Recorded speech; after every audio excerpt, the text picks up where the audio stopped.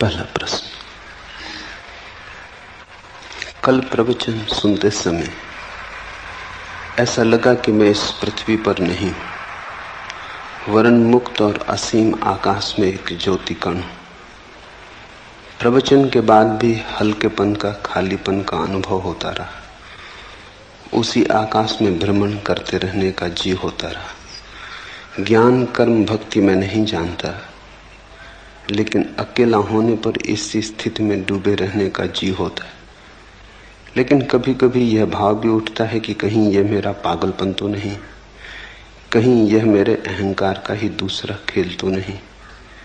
कृपा पूर्वक मेरा मार्गदर्शन करें।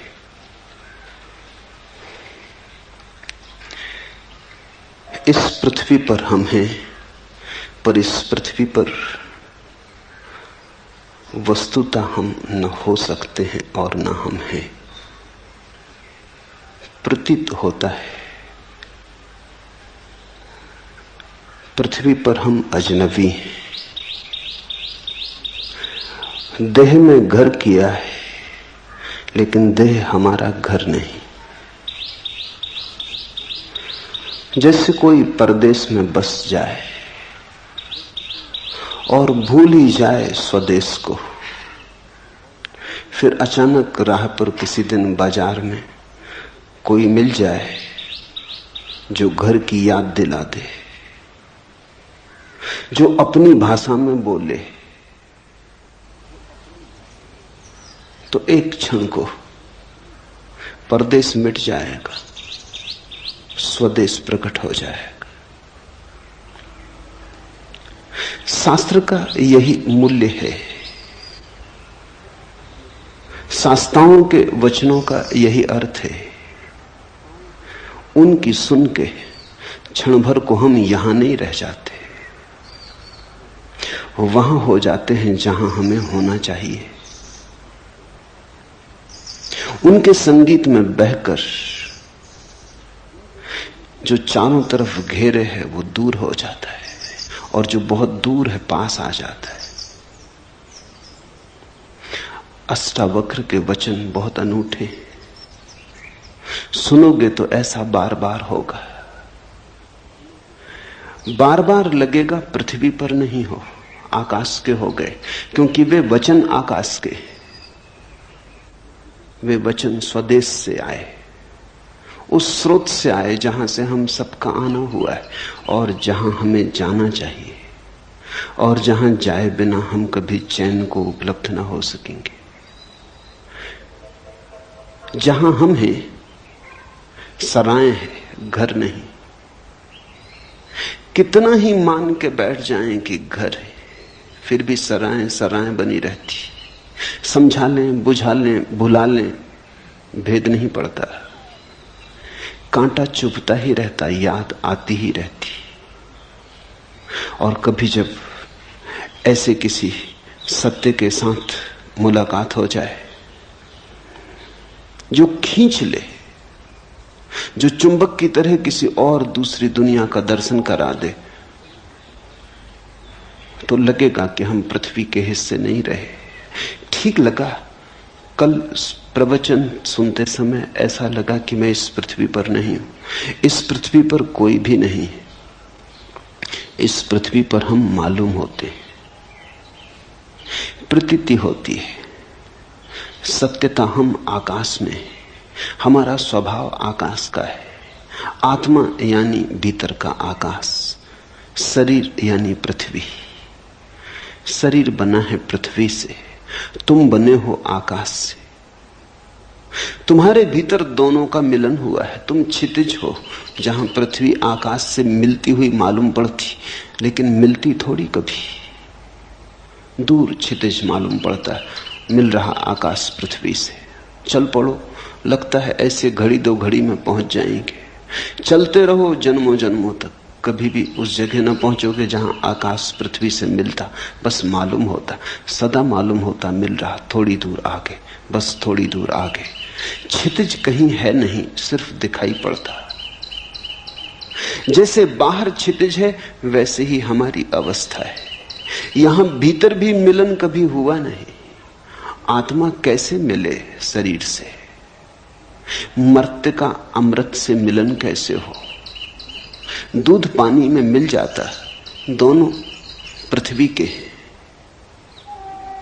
आत्मा शरीर से कैसे मिले? दोनों का गुणधर्म भिन्न है। कितने ही पास हों, मिलन असंभव है। सनातन से पास हो तो भी मिलन असंभव है। मिलन हो नहीं सकता। सिर्फ हमारी प्रतीति है, हमारी धारणा है, क्षितिज हमारी धारणा है, हमने मान रखा है, इसलिए है। अष्टावक्र के वचनों को अगर जाने दोगे हृदय के भीतर तीर की तरह, तो वे तुम्हें याद को जगाएंगे, तुम्हारी भूली बिसरी स्मृति को उठाएंगे। क्षण भर को आकाश जैसे खुल जाएगा, बादल कट जाएंगे, सूरज की किरणों से भर जाएगा प्राण।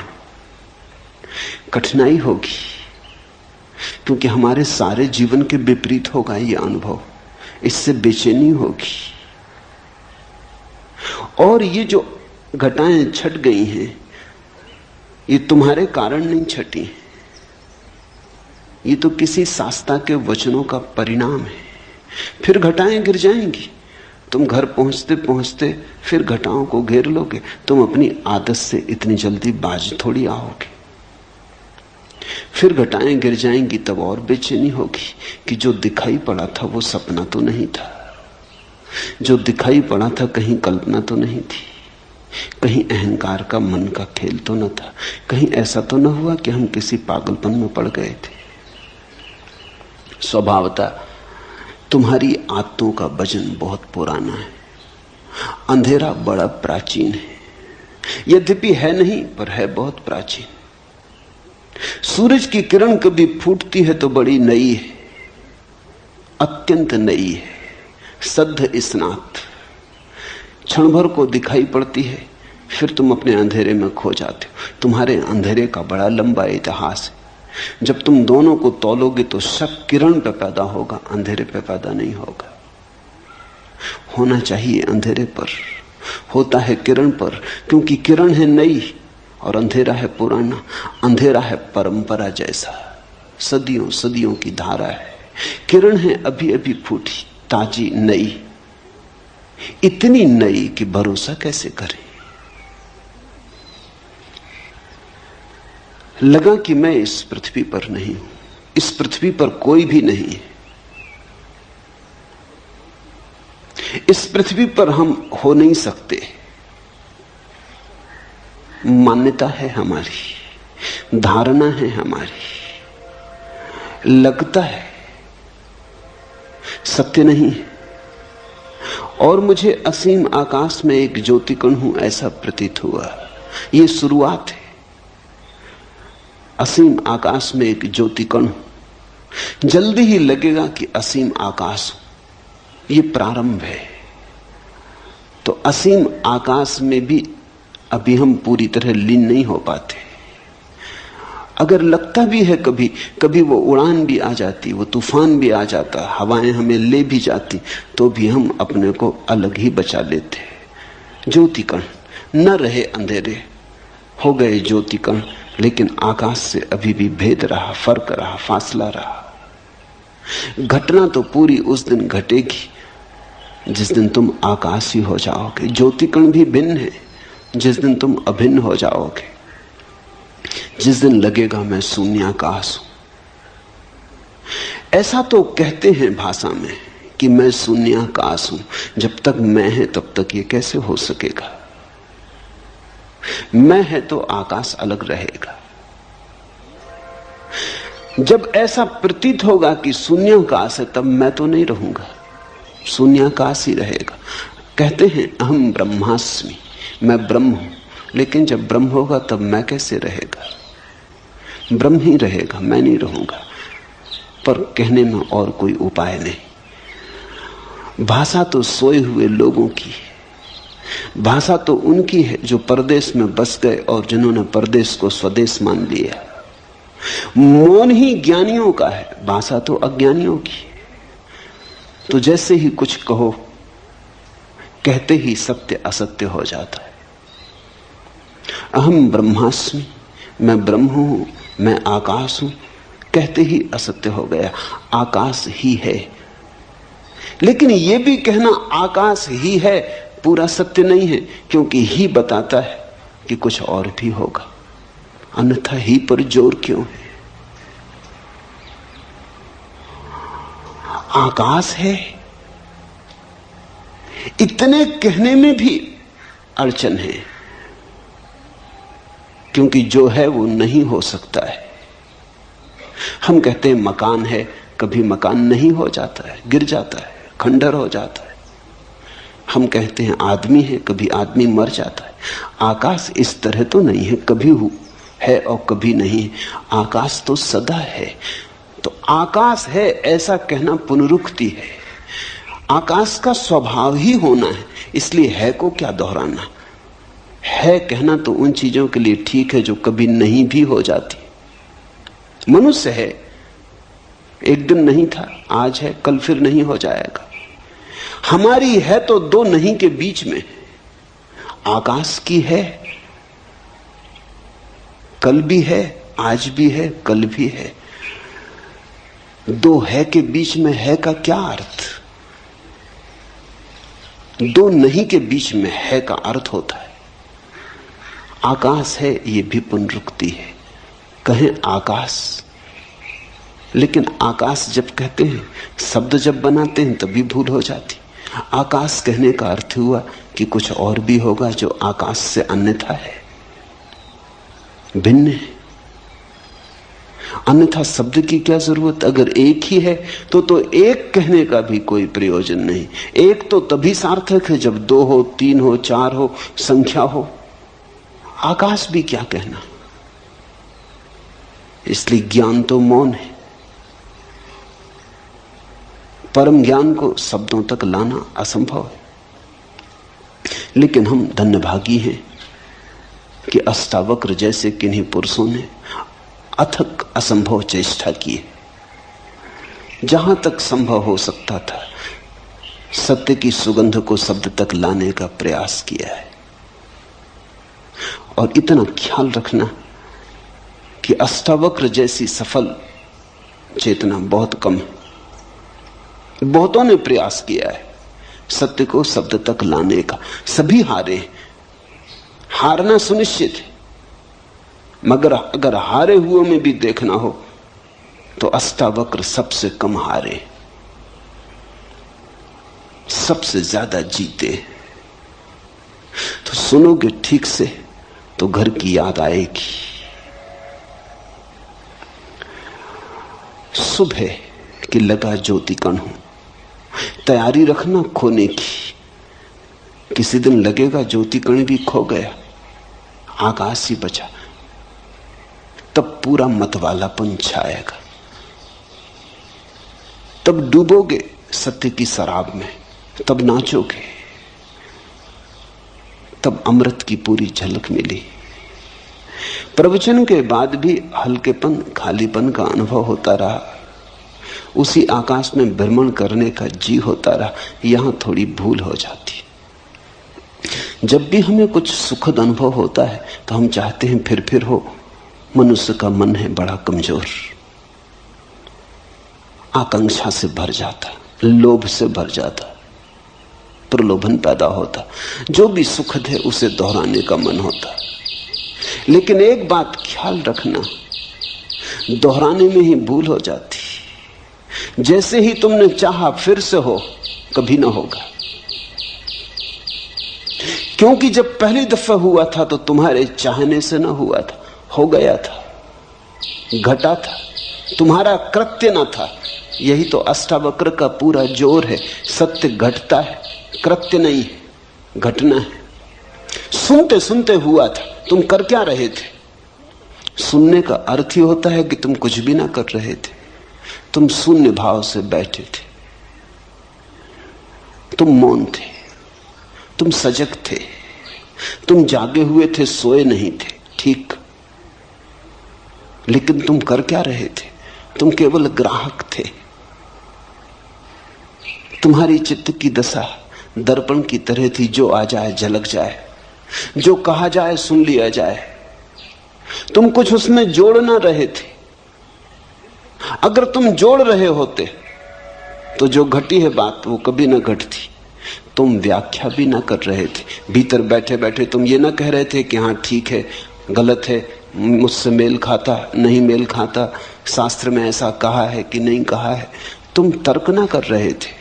अगर तुम तर्क कर रहे थे तो ये घटना ना घटती। जिनने पूछा है, स्वामी ओम प्रकाश सरस्वती ने, उन्हें मैं जानता हूं। तर्क से उनका चित्त बड़ा दूर है, संदेह विवाद से बहुत दूर है। जा चुके वे दिन। कभी किया होगा तर्क, कभी किया होगा संदेह, जीवन के अनुभव से पक गए। अब नहीं, वो बचपना मन में रहा, इसलिए घटना घट सकी। सुन रहे थे, कुछ करना रहे थे, बैठे थे, बैठे बैठे हो गया। तो जब पहली दफा तुम्हारे बिना किए हुआ, तो दूसरी दफा अगर तुमने चाहा कि हो जाए तो बाधा पड़ जाएगी। चाहे तो उसके होने का कारण थी ही नहीं। इसलिए जब ऐसी अभूतपूर्व घटनाएं घटे तो चाहना मत। जब घटे आनंद भाव से स्वीकार कर लेना, जब न घटे तो शिकायत मत करना, मांगना मत। मांगे कि चूके। मांग में जबरदस्ती, आग्रह, घटना चाहिए। एक दफा घट गया तो अब क्यों नहीं घटता है? ऐसा रोज होता है। जब यहां लोग ध्यान करने आते हैं, शुरू शुरू में ताजे और नए होते हैं, कोई अनुभव नहीं होता तो घट जाता है। ये बड़ी हैरानी की बात है। इसे तुम समझना, अष्टावक्र को समझने में इससे सहायता मिलेगी। ये मेरे रोज का अनुभव है। जब लोग नए ताजे आते हैं और ध्यान का उन्हें कोई अनुभव नहीं होता तो घट जाता है। घट जाता तो आह्लाद से भर जाते, मगर वहीं गड़बड़ हो जाती। फिर मांग शुरू होती, आज जो हुआ कल हो, न केवल हो बल्कि और ज्यादा हो। फिर नहीं घटता। फिर वो मेरे पास आकर रोते हैं, वो कहते हैं हुआ क्या, कहां भूल हो गई? पहले घटा, अब नहीं घट रहा है। भूल यही हो गई कि पहले जब घटा तो तुमने मांगा न था, अब तुम मांग रहे हो। अब तुम्हारा मन निर्दोष ना रहा, मांग ने दूषित किया।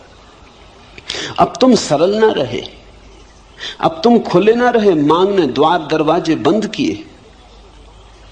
आकांक्षा जग गई, आकांक्षा ने सब विकृत कर दिया, वासना खड़ी हो गई, लोभ पैदा हो गया। ऐसा रोज होता है। जो लोग बहुत दिन से ध्यान कर रहे हैं, बहुत तरह की प्रक्रियाएं कर रहे हैं, उन्हें ध्यान बड़े मुश्किल से लगता है, उनका अनुभव बाधा बनता है। कभी कभी कोई चला आता है ऐसे ही तरंगों में बहता हुआ। कोई मित्र आता था, उसने कभी सोचा भी नहीं ध्यान का। कोई मित्र आता था, उसने सोचा चलो चले चले देखें क्या है, कुतूहलवश चला आया था। कोई वासना न थी, कोई अध्यात्म की खोज भी न थी, कोई चेष्टा भी न थी, ऐसे ही चला आया था। औरों को ध्यान करते देख तरंग आ गई, सम्मिलित हो गया, घट गए।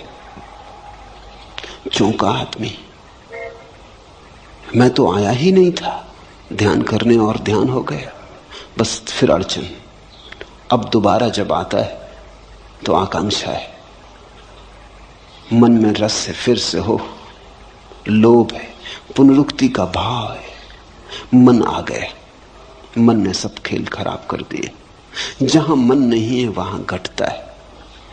ध्यान रखना, मन पुनरुक्ति की वासना है।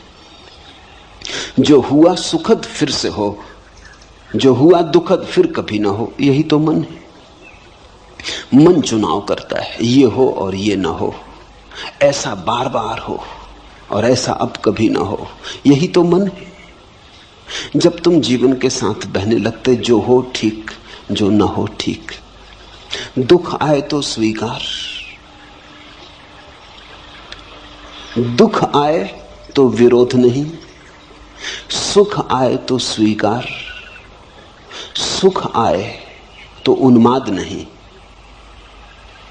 जब सुख और दुख में कोई सम होने लगता है, समता आने लगती है, जब सुख और दुख धीरे धीरे एक ही जैसे मालूम होने लगते हैं, क्योंकि कोई चुनाव ना रहा, अपने हाथ की कोई बात ना रही, जो होता है होता है, हम देखते रहते हैं। इसको अष्टावक्र कहते हैं साक्षी भाव। और वो कहते हैं साक्षी भाव सदा तो सब सदा। साक्षी भाव साक्षी को जगाता, भीतर बाहर समता ले आता है। समत्व साक्षी भाव की छाया है। या तुम समत्व में उपलब्ध हो जाओ तो साक्षी भाव चला आता। वे दोनों साथ साथ चलते, वे एक ही घटना के दो पैर या दो पंख हैं। उसी आकाश में भ्रमण करने का जी होता रहता है। इससे सावधान होना, मन को मौका मत देना कि ध्यान की घड़ियों को खराब करे। इसी मन ने तो संसार खराब किया, इसी ने तो जीवन के सारे संबंध विकृत किए, इसी मन ने तो सारे जीवन को रेगिस्तान जैसा रूखा कर दिया। जहां बहुत फूल खिल सकते थे वहां सिर्फ कांटे हाथ में रह गए। अब इस मन को अंतर यात्रा पर साथ मत लाओ, इसे नमस्कार करो, इसे विदा दो, प्रेम से सही पर इसे विदा दो। इससे कहो बहुत हो गया, अब हम न मांगेंगे, अब जो होगा हम जागेंगे, हम देखेंगे। जैसे ही तुमने मांगा फिर तुम साक्षी नहीं रह सकते, तुम भोक्ता हो गए। ध्यान के भी भोक्ता हो गए तो ध्यान गया। भोक्ता का अर्थ यह है कि तुमने कहा इसमें मुझे रस आया, इससे मुझे सुख मिला।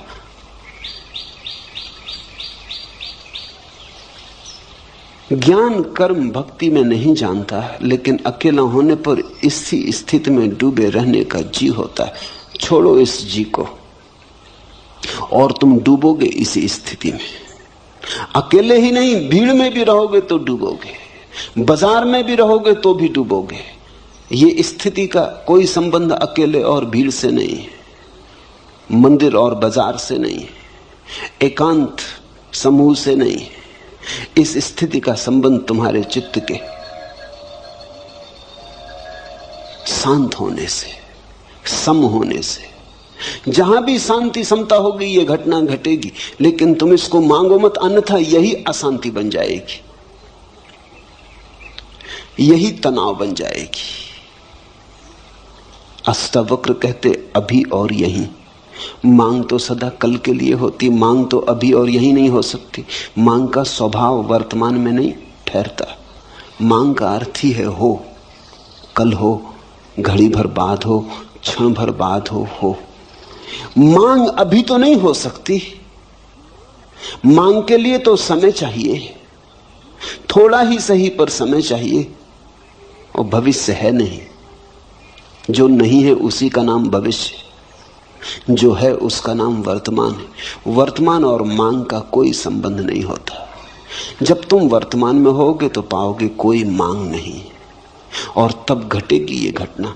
जब इसे घटाने का जीना रहेगा तब ये खूब घटेगी। इस पहेली को ठीक से समझ लो, इस पहेली का एक एक कोना पहचान लो। जिस दिन तुम कुछ भी न मांगोगे उस दिन सब घटेगा। जिस दिन तुम परमात्मा के पीछे दीवाने होकर न दौड़ोगे वो तुम्हारे पीछे चला आएगा। जिस दिन तुम ध्यान के लिए आतुरता न दिखाओगे, तुम्हारे भीतर कोई तनाव ना होगा, उस दिन ध्यान ही ध्यान से भर जाओगे। ध्यान कहीं बाहर से थोड़ी आता। जब तुम तनाव में नहीं हो तो जो तुम्हारे भीतर शेष रह जाता उसका नाम ध्यान है।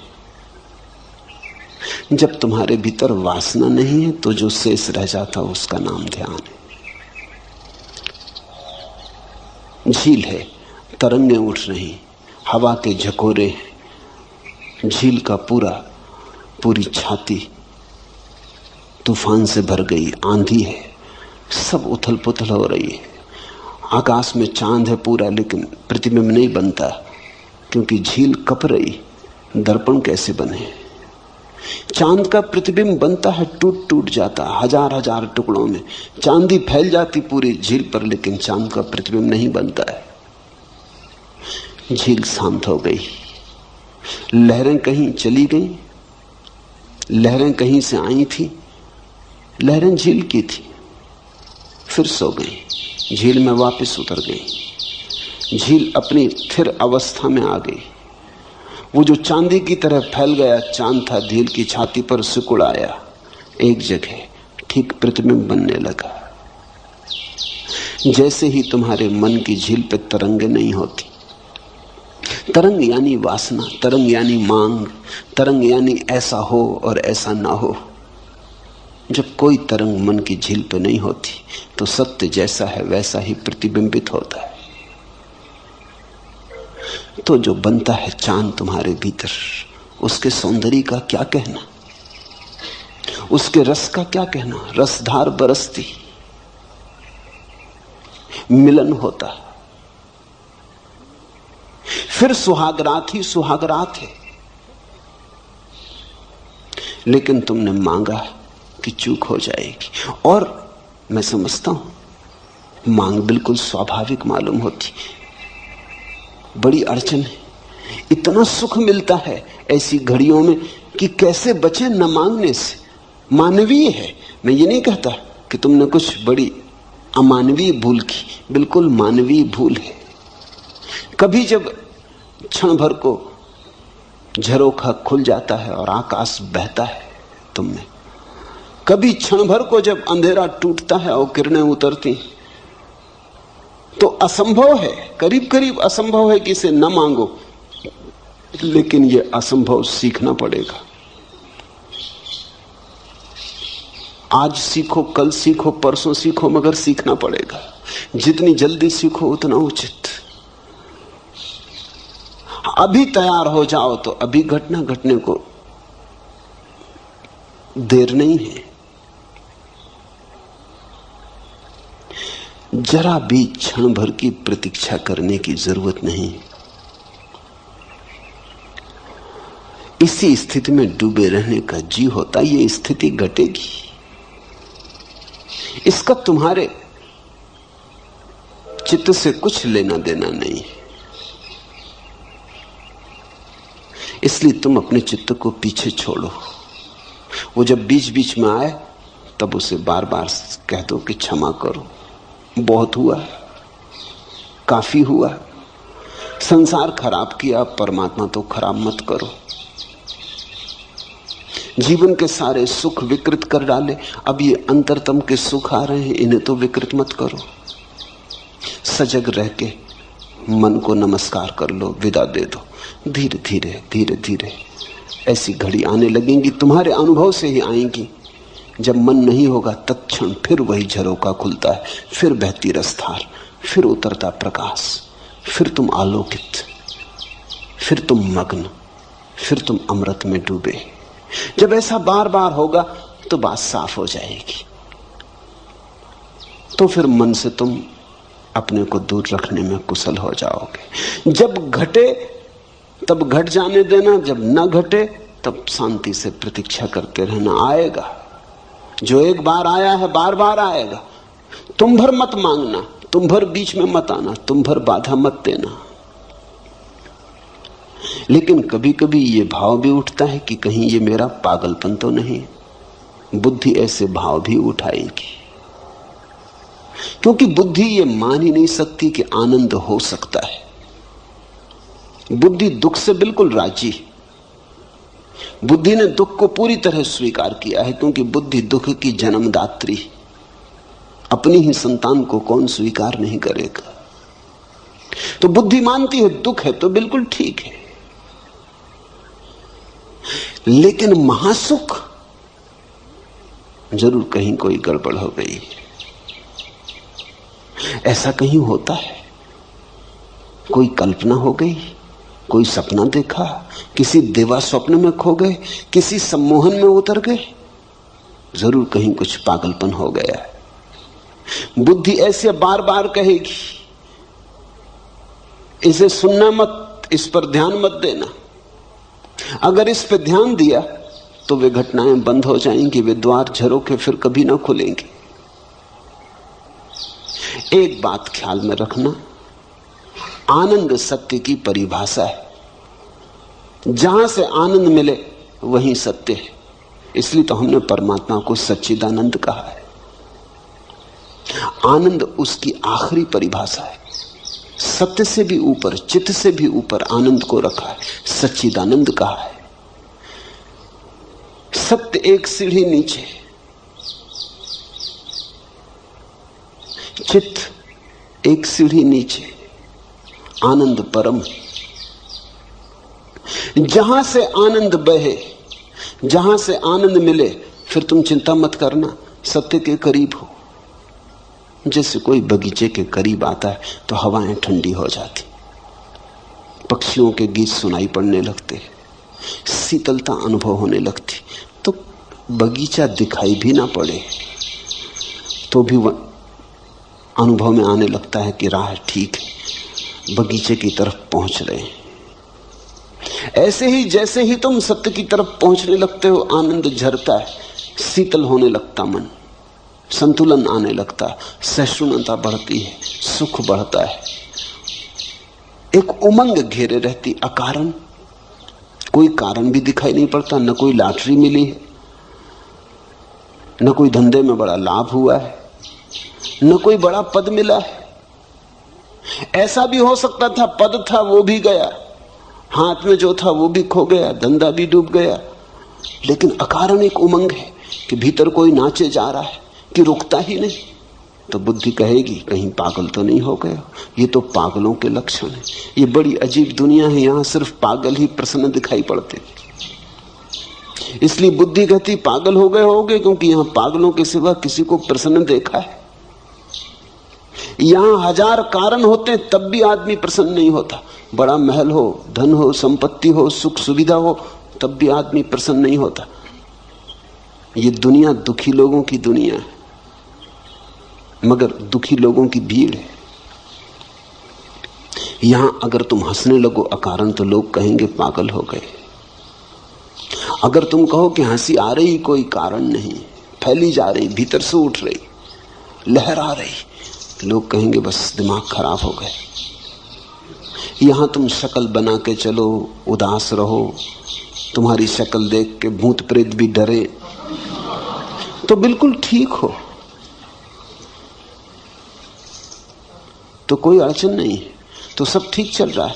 तुम आदमी जैसे आदमी हो, जैसा आदमी होना चाहिए वैसे आदमी हो। लेकिन तुम मुस्कुराने लगो, तुम हंसने लगो, तुम गीत गुनगुनाने लगो, तुम राह के किनारे खड़े होकर नाचने लगो, बस तुम पागल हो गए। परमात्मा को हमने इस भांति इंकार किया है कि अगर परमात्मा आए तो हम उसे पागल खाने में बंद कर देंगे। शायद इसी कारण नहीं आता, आने से डरता है। तुम जरा सोचो, कृष्ण अगर मिल जाएं चौराहे पर, बांसुरी बजाते, मोर मुकुट बांधे, पीतांबर डाले, गोपियां नाचती हों, क्या करोगे? तत्क्षण पुलिस थाने जाओ। ये क्या हो रहा है? जो नहीं होना चाहिए वो हो रहा है। तुम इस आदमी को जेल खाने में डालोगे। आनंद निष्कासित कर दिया गया है। हमने आनंद को जीवन के बाहर कर दिया है। हम दुख को छाती से लगा के बैठे। यहां दुखी आदमी बुद्धिमान मालूम होता है, यहां आनंदित आदमी पागल मालूम होता है। सारी सरणी उल्टी है। तो स्वाभाविक है, जीवन भर जिसको तुमने बुद्धिमानी समझा है, आज अचानक अगर खोने लगेगी, खिसलने लगेगी, अगर आज अचानक नींव उखड़ने लगेगी तुम्हारी तथाकथित बुद्धिमानी की, और अचानक झांकने लगेगी प्रसन्नता अकारण। ख्याल रखना, पागलपन का मतलब यह होता है अकारण प्रसन्न। कारण भी नहीं है कुछ, बैठे हैं अकेले और मुस्कुराहट आ रही, बस पागल हो गए। क्योंकि ऐसा तो हमने सिर्फ पागलों को ही देखा है। ध्यान रखना, पागलों में और परमहंसों में थोड़ा सा संबंध है। पागल भी हंसते हैं, प्रसन्न होते हैं, क्योंकि बुद्धि गंवा दी। परमहंस भी हंसते हैं, प्रसन्न होते हैं, क्योंकि बुद्धि के पार आ गए। दोनों, पागल बुद्धि से नीचे गिर जाता है इसलिए हंस लेता है, परमहंस बुद्धि के पार चला जाता है इसलिए हंसता है। दोनों में थोड़ी समानता है।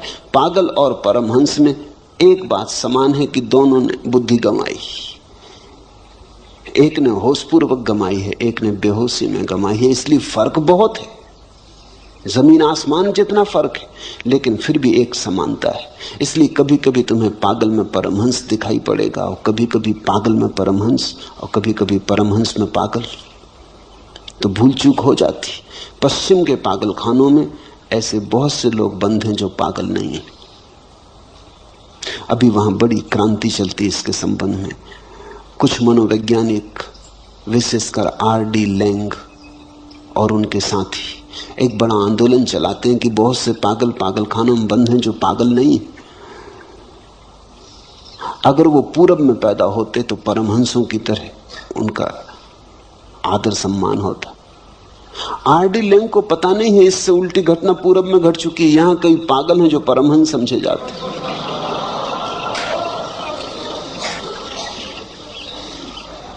मगर आदमी आदमी है। यहां पूरब में कई पागल परमहंस समझ लिए गए, मगर भूल चूक होती क्योंकि दोनों की सीमाएं एक दूसरे पे पड़ जाती। तो ये शक स्वाभाविक है। एक ही बात ख्याल रखना है इसमें, आनंद बढ़ रहा हो घबराना मत। मगर आनंद पागलपन के कारण भी बढ़ सकता है। तो सुरक्षा की कसौटी क्या है? सुरक्षा की कसौटी यह है, तुम्हारा आनंद बढ़ रहा हो और तुम्हारे कारण किसी का दुख न बढ़ रहा हो तो बेफिक्री से जाना। तुम्हारा आनंद किसी की हिंसा, किसी पे आक्रमण, किसी को दुख देने पर निर्भर ना हो तो फिर पागलपन से डरने की कोई वजह नहीं है। अगर पागल भी हो रहे तो ये पागलपन बिल्कुल शुभ है, ठीक है। फिर बेझिझक इसमें प्रवेश कर जाना। डरने का कारण तो तभी है जब तुम किसी को नुकसान पहुंचाने लगो। तुम्हारे नाच से किसी को कोई बाधा नहीं, लेकिन कोई सो रहा है, तुम उसकी छाती पे जाकर ढोल बजा कर नाचने लगो। तुम नाचो, इससे कुछ अड़चन नहीं है। तुम गुनगुनाओ राम का नाम, ये ठीक है। लेकिन माइक लगा के आधी रात में और तुम अखंड कीर्तन शुरू कर दो तो तुम पागल। हालांकि कोई तुमको पागल नहीं कह सकता, क्योंकि रामधुन कर रहे हैं, ऐसे कई पागल कर रहे हैं। वो कहते हैं अखंड कीर्तन कर रहे हैं, 24 घंटे की कथा की। सो न सो तुम्हारी मर्जी। अगर तुम बाधा डालो तो अधार्मिक हो। इतना ही ख्याल रखना, तुम्हारा आनंद हिंसात्मक ना हो, बस ये पर्याप्त है। तुम्हारा आनंद तुम्हारा निजी हो, इसके कारण किसी के जीवन में कोई बाधा ना पड़े, कोई पत्थर ना पड़े। तुम्हारा फूल खिले, लेकिन तुम्हारे फूल के खिलने के कारण किसी को कांटे न चुभे। इतना ही भर ख्याल रहे तो तुम ठीक दिशा में जा रहे हो। जहां तुम्हें लगे कि अब दूसरों को बाधा होने लगी, वहां थोड़े सावधान होना। वहां परमहंस की तरफ न जाके तुमने पागलपन का रास्ता पकड़ लिया। ओम प्रकाश से किसी को कोई दुख नहीं। बेझिझक बेधड़क जा सकते हो।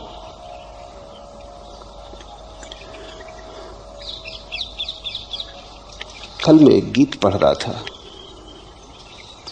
जो कुछ सुंदर था प्रेम काम में, जो अच्छा मंजा नया था सत्यसार, मैं बीन बीन कर लाया नैवेद्य चढ़ाया, पर यह क्या हुआ सब पड़ा पड़ा कुम्हलाया, सूख गया मुरझाया, कुछ भी तो उसने हाथ बढ़ाकर नहीं लिया। यूं कहीं तो था लिखा, पर मैंने जो दिया, जो पाया, जो पिया, जो गिराया, जो ढाला, जो छलकाया, जो नितारा, जो छाना, जो उतारा, जो चढ़ाया, जो जोड़ा, जो तोड़ा, जो छोड़ा, सबका जो कुछ हिसाब रहा, मैंने देखा कि उसी यज्ञ ज्वाला में गिर गया। और उसी क्षण मुझे लगा कि अरे मैं तिर गया, ठीक है, मेरा सिर फिर गया। तिरता है आदमी सिर के फिरने से। परमात्मा को तुम चढ़ाओ चुन चुन के चीजें, अच्छी अच्छी चीजें, उससे कुछ ना होगा जब तक कि सिर ना चढ़े। सुनो, फिर जो कुछ सुंदर था प्रेम काम में, जो अच्छा मंजा नया था, सत्य सार मैं बीन बीन कर लाया, नैवेद्य चढ़ाया। पर यह क्या हुआ? सब पड़ा पड़ा कुम्हलाया, सूख गया मुरझाया, कुछ भी तो उसने हाथ बढ़ाकर नहीं लिया। तुम ले आओ सुंदरतम को खोजकर, बहुमूल्य को खोजकर, चढ़ाओ कोहिनूर, कुम्हलाएंगे। तोड़ो फूल कमल के, गुलाब के, चढ़ाओ कुम्हलाएंगे। एक ही चीज वहां स्वीकार है, वो तुम्हारा सिर, वो तुम्हारा अहंकार, वो तुम्हारी बुद्धि, वो तुम्हारा मन। अलग अलग नाम है, बात एक ही है। वहां चढ़ाओ अपने को। और उसी क्षण मुझे लगा कि अरे मैं तिर गया, ठीक है, मेरा सिर फिर गया। लोग तो यही कहेंगे, ओम प्रकाश के सिर फिर गया। कहने दो लोगों को, लोगों के कहने से कोई चिंता नहीं। जब लोग तुमसे कहते हैं सिर फिर गया, तो वो इतना ही कर रहे हैं कि अपने सिर की रक्षा कर रहे हैं, और कुछ नहीं। जब लोग तुमसे कहते हैं तुम्हारा सिर फिर गया, तो वो ये कह रहे हैं कि बचाओ हमें, इधर इस तरफ मत आओ, हमें मत सुनाओ ये गीत, मत ये हंसी हमारे द्वार लाओ, मत दिखाओ हमें ये आंखें मदमस्त, ये खबरें, मत कहो हमसे। घबराहट है उनकी, भीतर उनके भी यही राग है, भीतर उनके भी ऐसी ही वीणा पड़ी है जो प्रतीक्षा करती जन्मों जन्मों से कि कोई छेड़ दे, मगर डर है, घबराहट है। बहुत कुछ उन्होंने झूठे जगत में बनाया है, बसाया है, कहीं उखड़ ना जाए। मैं इलाहाबाद में था, एक मित्र मेरे सामने ही बैठ के मुझे सुन रहे थे। लाखों लोगों ने मुझे मेरे सामने बैठ के सुना है, बहुत कम ऐसे लोग हैं जिन्होंने इतने भाव से सुना हो जैसा भाव से वो सुन रहे थे। उनकी आंखों से आंसुओं की धार बह रही थी। अचानक बीच में उठे, सभा भवन छोड़ के चले गए। मैं थोड़ा चौंका, ये क्या हुआ? पूछताछ की,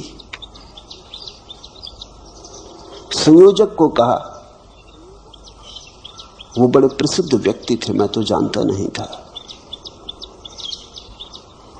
साहित्यकार थे, कवि थे, लेखक थे।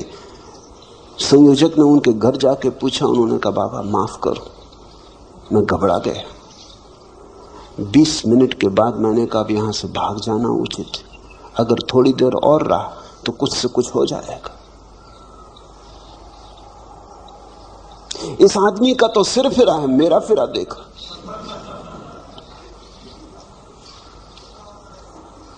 आऊंगा, अभी नहीं, जरूर आऊंगा, पर थोड़ा समय दो। और 2 रात से मैं सो नहीं सका हूं और बातें मेरे मन में गूंज रही। नहीं, अभी मेरे पास बहुत काम करने को पड़े, अभी बच्चे छोटे, अभी घर गृहस्थी संभालनी। जरूर आऊंगा, तुम जाओ, उनसे कहना जरूर आऊंगा, लेकिन अभी नहीं। जब कोई तुमसे कहता है तुम्हारा सिर फिर गया, वो सिर्फ अपनी आत्मरक्षा कर रहा, वो ये कह रहा है कि ऐसा मान के कि तुम्हारा सिर फिर गया, मैं अपने आकर्षण को रोकता हूं।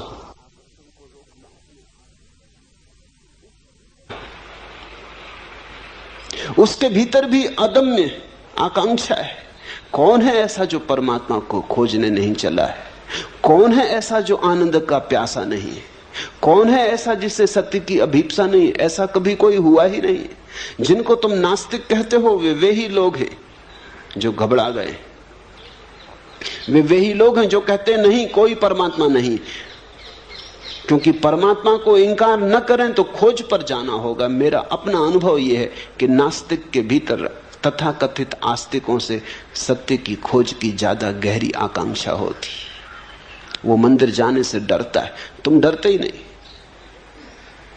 तुम डरते नहीं क्योंकि तुम्हारे भीतर कोई ऐसी प्रबल आकांक्षा नहीं कि तुम पगला जाओगे। तुम मंदिर हो आते हो जैसे तुम दुकान चले जाते हो। तुम मंदिर के बाहर भीतर हो लेते हो, तुम पे कुछ असर नहीं होता है। नास्तिक वैसा व्यक्ति है जो जानता है अगर मंदिर गया तो वापस न लौट सकेगा।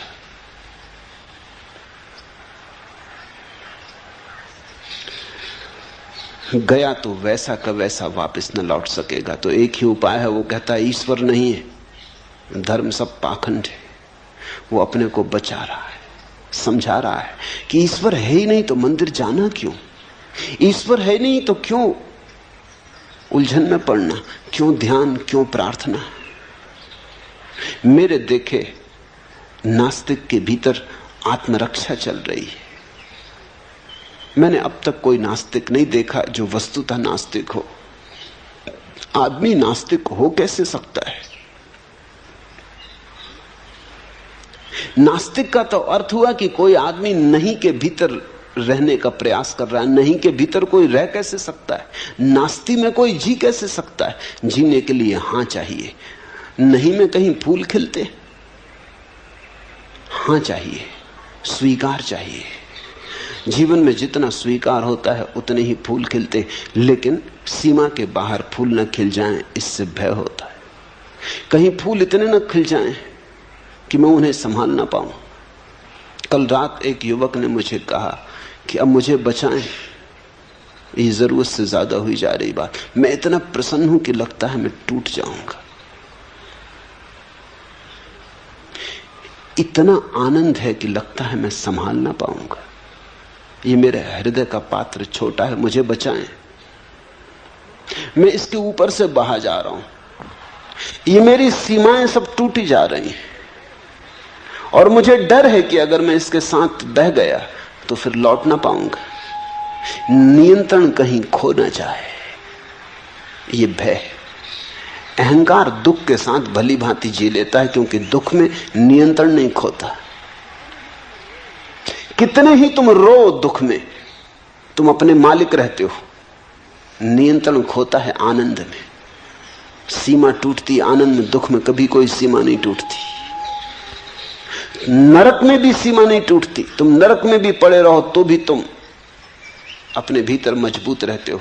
सीमा टूटती है स्वर्ग में, वहां नियंत्रण खो जाता है। जहां नियंत्रण खोता वहां अहंकार खो जाता है। जहां नियंत्रण खोता वहां बुद्धि की पकड़ खो जाती, तर्क का जाल खो जाता। वही हो रहा है। घबराना मत, तिरने का क्षण करीब आ रहा है, लेकिन सिर फिरे बिना कोई कभी तिरा नहीं।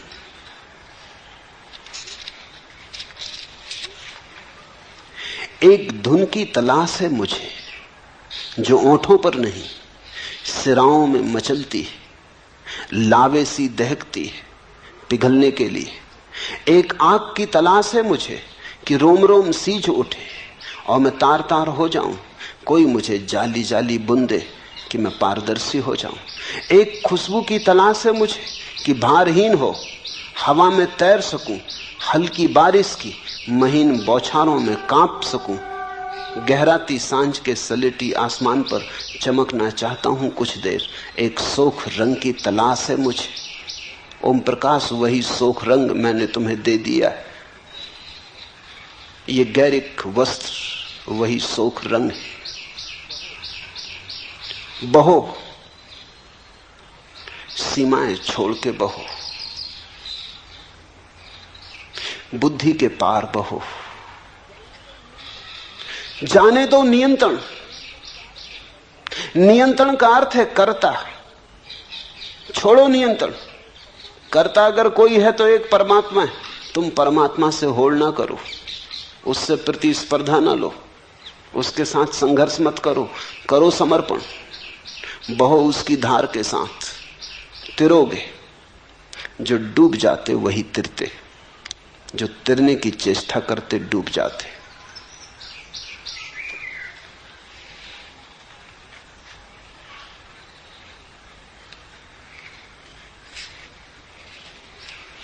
दूसरा प्रश्न, सदा से खोजियों का यह अवलोकन रहा है कि परमात्मा उपलब्धि अत्यंत दुस्साध्य घटना है,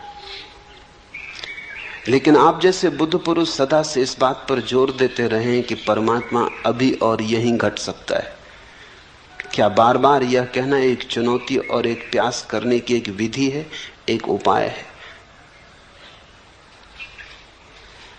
सत्य है यही, न तो विधि है और न उपाय है। तुम्हारा ऐसा पूछना बचने की विधि और उपाय है।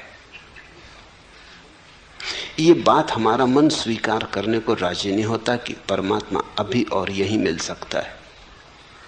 क्यों नहीं राजी होता? इसलिए राजी नहीं होता कि अगर अभी और यहीं मिल सकता है तो फिर हमें मिल नहीं रहा। तो इसका कारण क्या होगा, फिर इसकी व्याख्या कैसे करें? अगर अभी और यहीं मिल सकता है तो मिल क्यों नहीं रहा? बेचैनी खड़ी हो जाती, अभी और यहीं मिल सकता है, मिल तो नहीं रहा। तो इसे समझाएं कैसे? तो बड़ी अड़चन की बात हो गई। इस अड़चन को सुलझाने के लिए तुम कहते हो मिल तो सकता है लेकिन पात्रता चाहिए। बुद्धि रास्ते निकालती, जहां उलझन खड़ी हो जाती उसे सुलझाती। रास्ता खोजना पड़ेगा, पात्रता खोजनी पड़ेगी, शुद्ध होना पड़ेगा, तब मिलेगा। और अगर अष्टावक्र कहते हैं अभी और यहीं मिल सकता तो जरूर इसमें कुछ कारण है। वो इसलिए कहते हैं ताकि तुम तीव्रता से प्रयास में लग जाओ, लेकिन लगना प्रयास में ही पड़ेगा। मन बड़ा होशियार है। अष्टावक्र की बात बिल्कुल सीधी साफ है, परमात्मा अभी और यहीं मिल सकता है क्योंकि परमात्मा कोई उपलब्धि नहीं है, परमात्मा तुम्हारा स्वभाव है। सारा जोर सीधा है, तुम परमात्मा हो। मिल सकने की बात ही गलत है। जब हम कहते हैं अभी और यहीं मिल सकता है तो इसका अर्थ इतना ही हुआ कि मिला ही हुआ है। जरा आंख खोलो और देखो। मिल सकते की भाषा ठीक नहीं है। मिल सकने में तो ऐसा लगता है तुम अलग हो और परमात्मा अलग है। तुम खोजने वाले हो, वो खोज का लक्ष्य, तुम यात्री हो, वो मंजिल।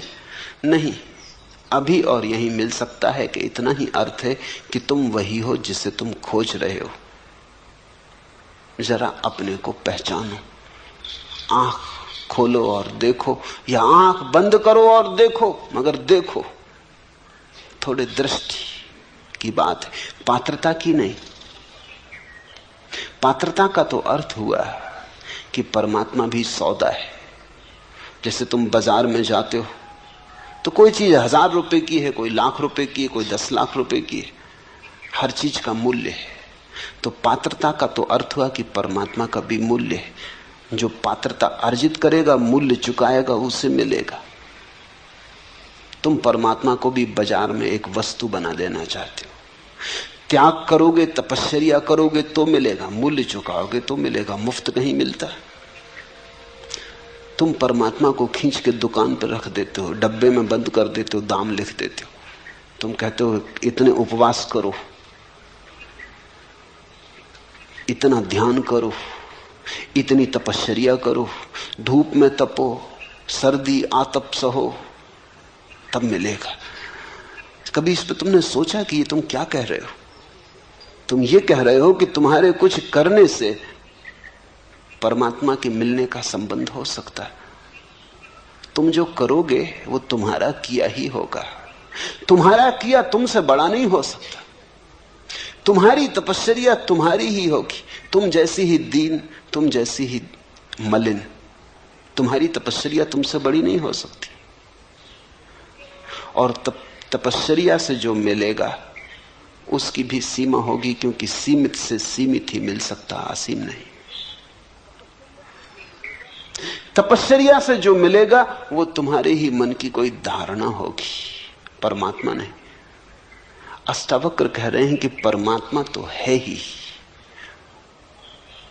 वही तुम्हारे भीतर धड़क रहा, वही तुम्हारे भीतर श्वास ले रहा, वही जन्मा है, वही विदा होगा, वही अनंत काल से अनंत अनंत रूपों में प्रकट हो रहा है। कहीं वृक्ष है, कहीं पक्षी है, कहीं मनुष्य है। परमात्मा है, उसके अतिरिक्त कुछ भी नहीं। इस सत्य की प्रतिभिज्ञा, इस सत्य का स्मरण। मैंने सुना है एक सम्राट अपने बेटे पर नाराज हो गया, उसे देश निकाला दे दिया। सम्राट का बेटा था, कुछ और तो करना जानता नहीं था, क्योंकि सम्राट के बेटे ने कभी कुछ किया न था, भीख ही मांग सकता था। जब कोई सम्राट न रह जाए तो भिखमंगे के सिवा और कोई उपाय नहीं बचता। भीख मांगने लगा। 20 वर्ष बीत गए, भूल ही गया।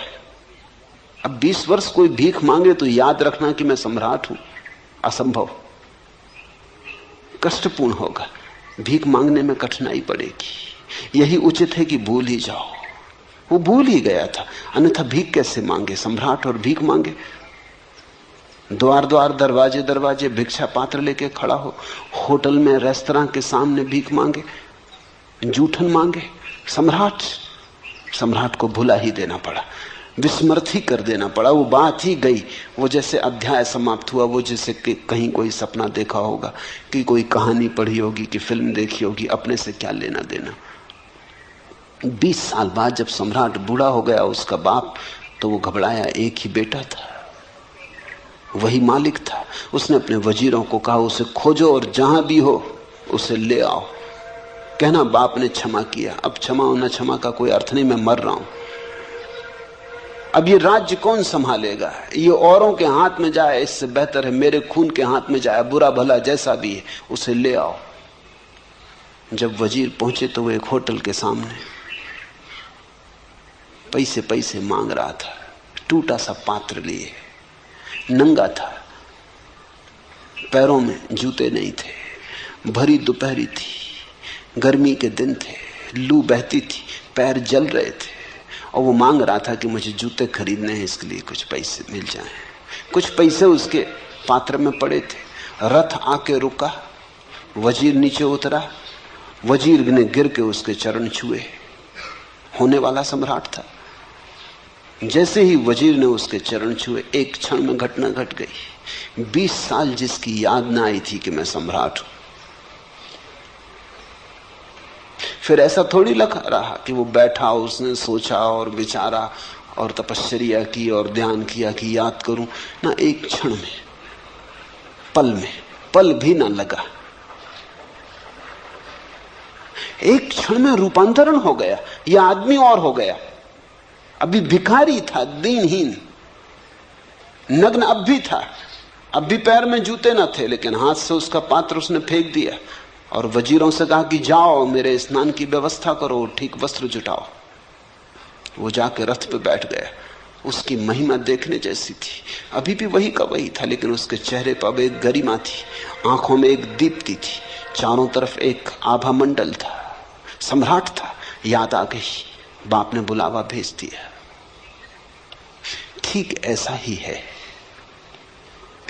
अष्टावक्र जब कहते कि अभी और यहीं, तो वो यही कहते हैं कितने, चलो 20 साल नहीं, 20 जन्म से देश निकाले पे रहे, भीख मांगी बहुत, भूल गए बिल्कुल, याद को बिल्कुल सुला दिया, सुलाना ही पड़ा, न सुलाते तो भीख मांगनी मुश्किल हो जाती। द्वार द्वार दरवाजे दरवाजे भिक्षा पात्र लेके घूमे। अष्टावक्र ये कह रहे हैं, आ गया बुलावा, जागो, भिखमंगे तुम नहीं हो, सम्राट के बेटे हो। अगर कोई ठीक से सुन लेगा तो घटना सुनने में ही घट जाएगी। यही अष्टावक्र गीता का महात्म्य है, महिमा है। कोई आग्रह नहीं कि कुछ करो, सिर्फ सुन लो, सिर्फ सत्य को पहुंचने दो तुम्हारे हृदय तक, बाधा मत बनो,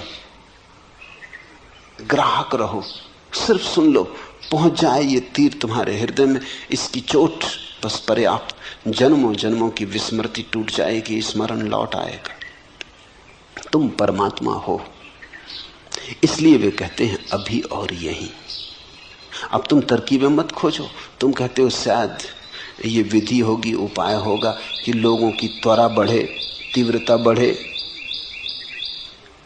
स्वामी योग चिन्मय ने पूछा है, चिन्मय के पास, चिन्मय की बुद्धि में चेष्टा, प्रयास, तप जरूरत से ज्यादा है। साधारण योगी की जो पकड़ होती वैसी पकड़ है। ये अष्टावक्र के वचन साधारण योगी के लिए नहीं है, असाधारण प्रज्ञावान जो सुन के ही जाग जाए। चिन्ह में थोड़े हठ योगी, काफी पिटाई हो तो थोड़े बहुत चलेंगे, कोड़े को देख के, उसकी छाया को देख के नहीं चल सकते। हंसना मत, क्योंकि चिन्ह में जैसे ही अधिक लोग हैं। हंस के तुम ये मत सोचना कि तुमने हंस लिया तो तुम चिन्ह में से भिन्न हो, कि देखो तुम तो हंसे। चिन्ह ने कम से कम हिम्मत करके पूछा, तुमने पूछा नहीं, बस इतना ही फर्क है। हो तुम भी वही। ये अष्टावक्र की गीता पूरी हो जाएगी, और अगर तुम परमात्मा न हो गए तो समझ लेना कि वहीं हो, कोई फर्क नहीं। अगर इस सुनने सुनने में तुम जाग जाओ और परमात्मा हो जाओ तो ही कोड़े की छाया ने काम किया। सदा से खोजियों का यह अवलोकन रहा है कि परमात्मा उपलब्धि अत्यंत दुसाध्य घटना है। खोजी शुरू से ही भ्रांत है। खोजी का अर्थ ही यह है कि वो मान लिया है कि परमात्मा को खोजना है, कि परमात्मा को खो दिया है।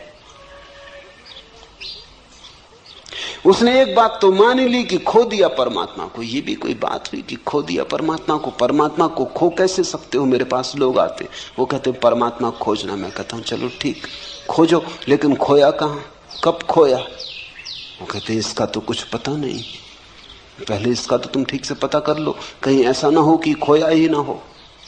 कभी कभी ऐसा हो जाता है कि चश्मा नाक पे चढ़ा है और उसी चश्मे से देख के चश्मा खोज रहे हैं।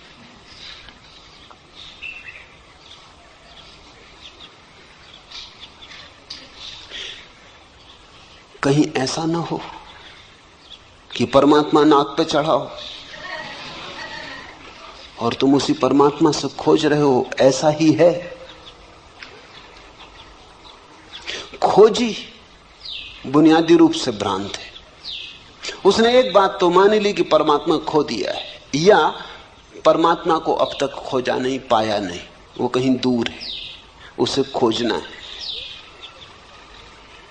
खोज से कभी परमात्मा नहीं मिलता। खोज खोज के तो इतना ही पता चलता है, खोजने में कुछ भी नहीं है। एक दिन खोजते खोजते खोज गिर जाती, खोज के गिरते ही परमात्मा मिलता है। बुद्ध ने 6 वर्ष तक खोजा, खूब खोजा। उनसे बड़ा खोजी और कहां खोजोगे? जहां जहां खबर मिली कि कोई ज्ञान को उपलब्ध है, वहां वहां गए, सभी चरणों में सिर रखा। जो गुरुओं ने कहा वही किया। गुरु भी थक गए उनसे, क्योंकि गुरु उन शिष्यों से कभी नहीं थकते जो आज्ञा का उल्लंघन करते।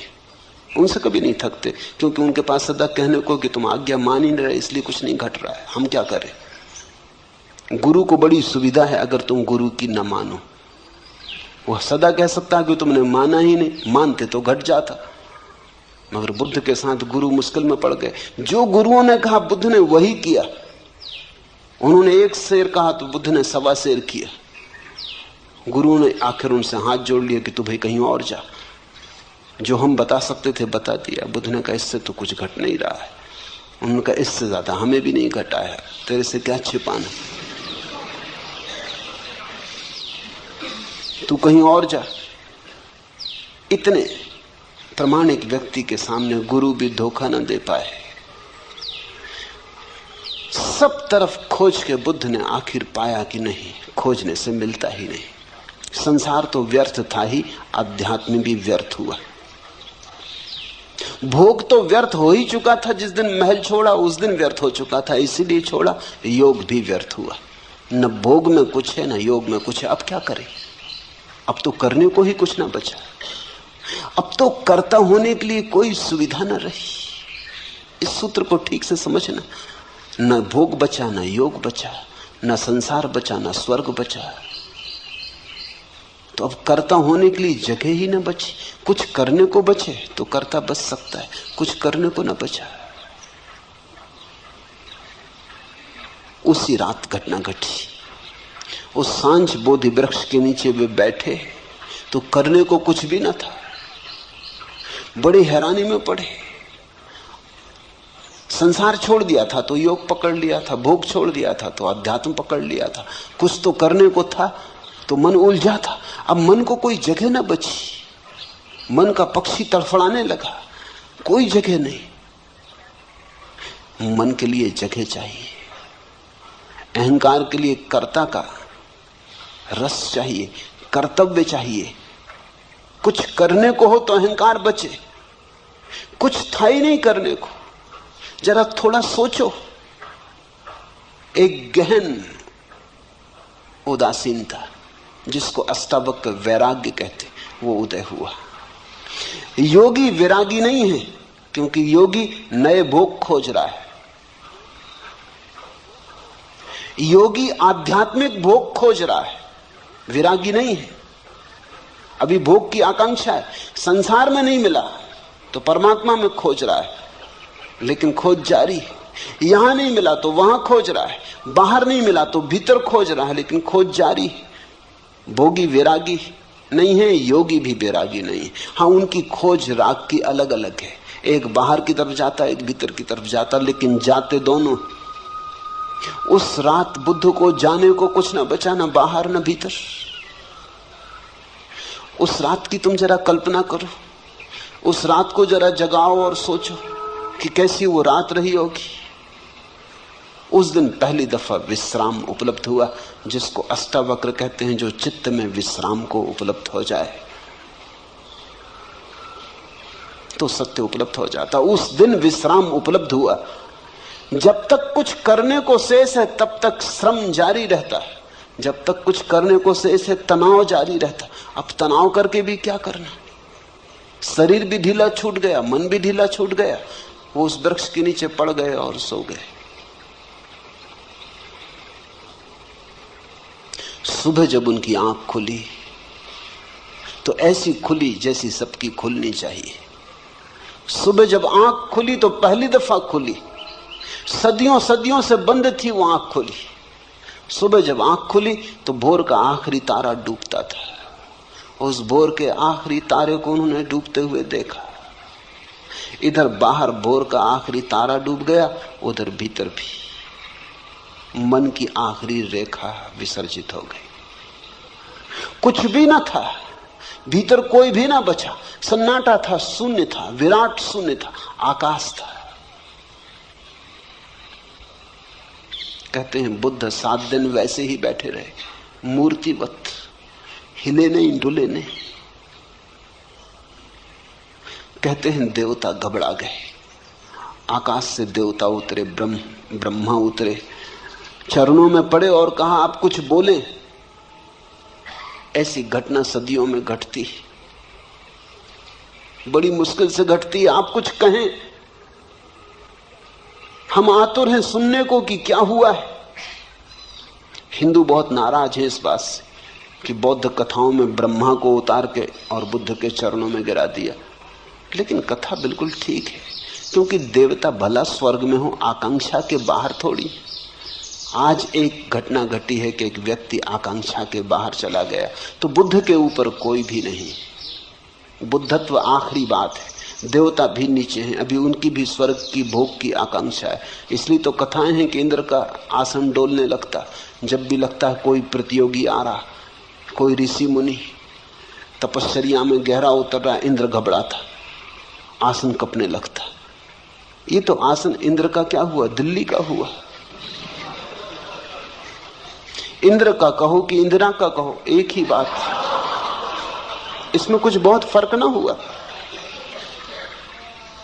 ये तो कोई आने लगा तो प्रतिस्पर्धा, घबराहट, बेचैनी।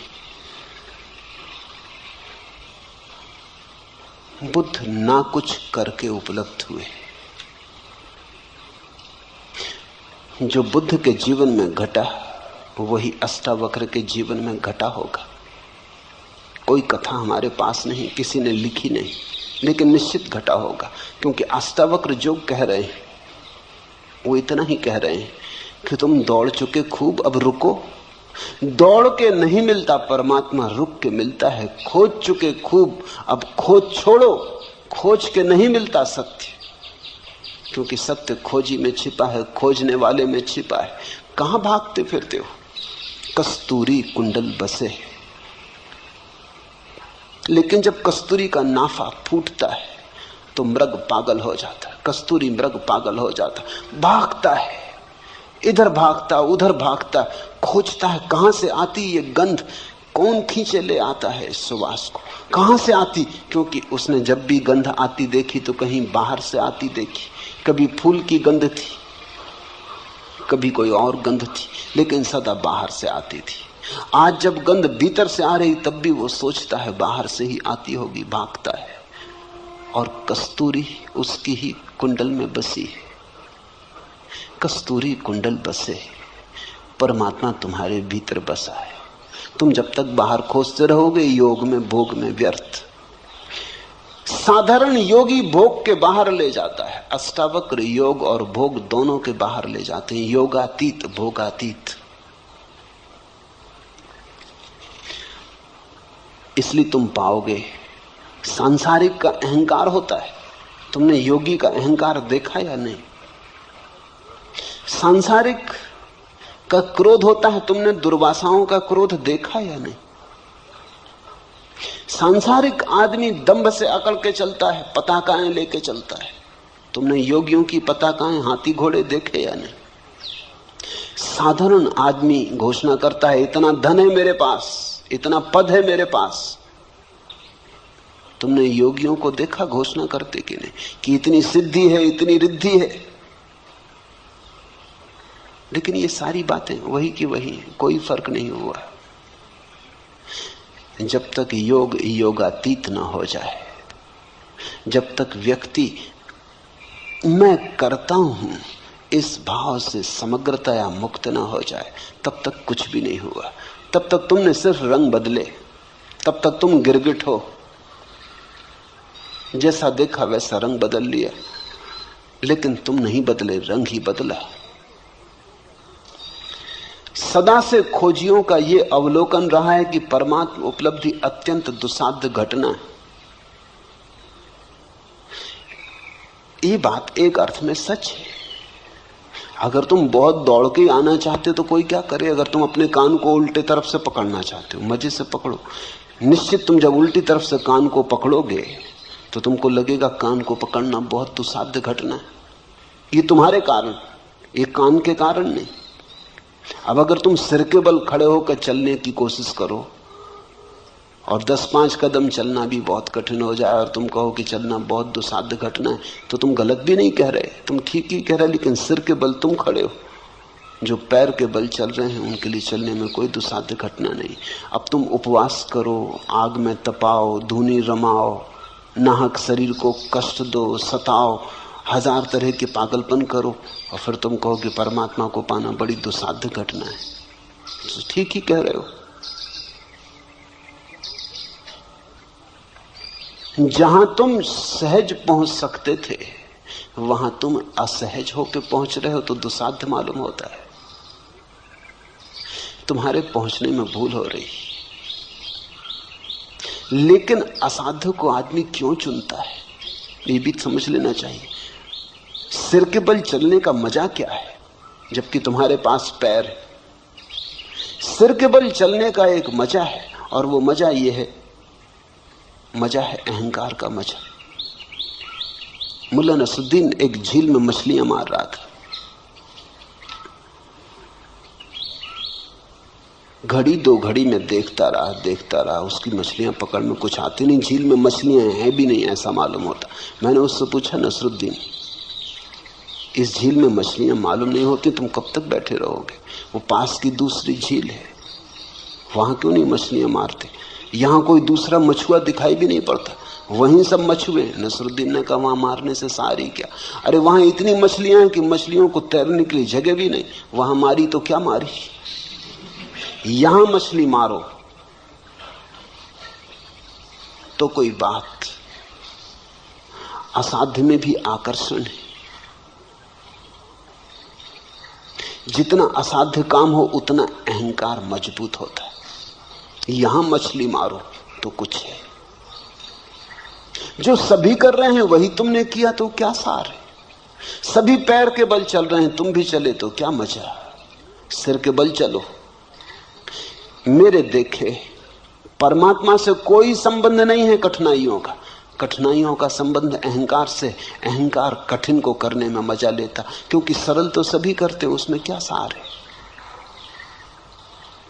अगर तुम किसी से कहो कि हम पैर के बल चलते, तो लोग कहेंगे तुम्हारा दिमाग खराब हो गया, सभी चलते। लेकिन अगर तुम सिर के बल चलो तो अखबारों में नाम छपेगा, तो लोग तुम्हारे पास आने लगेंगे, लोग तुम्हारे चरणों में सिर झुकाएंगे कि तुम्हें कोई सिद्धि मिल गई कि तुम सिर के बल चलते हो। अहंकार की पूजा तभी हो सकती जब तुम कुछ असाध्य करो। जैसे हिलेरी चढ़ गया एवरेस्ट पर, तो सारी दुनिया में खबर हुई।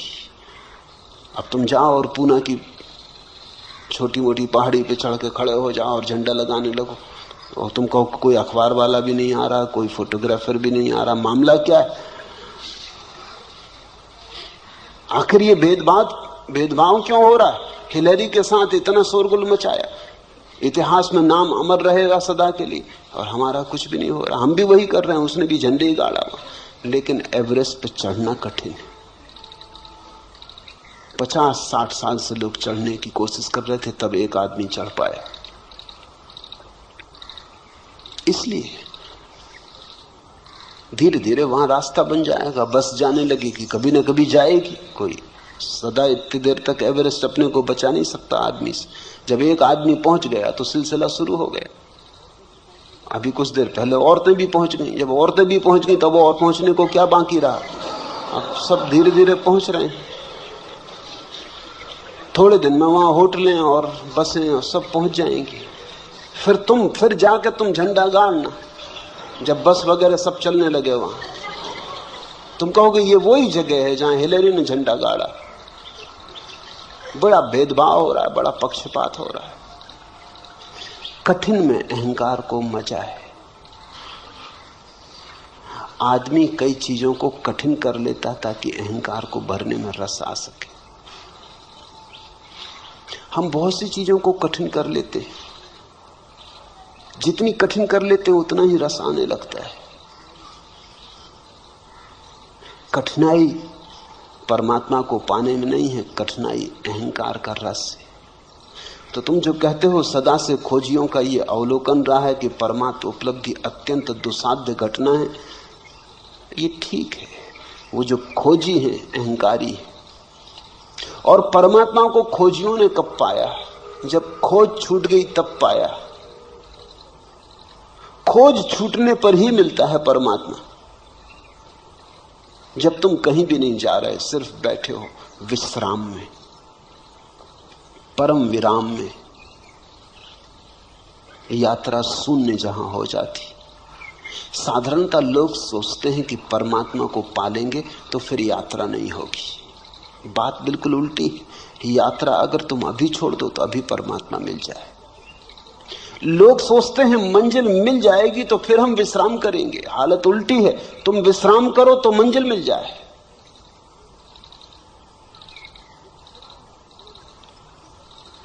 विश्राम ध्यान और समाधि का सूत्र है, श्रम अहंकार का सूत्र है।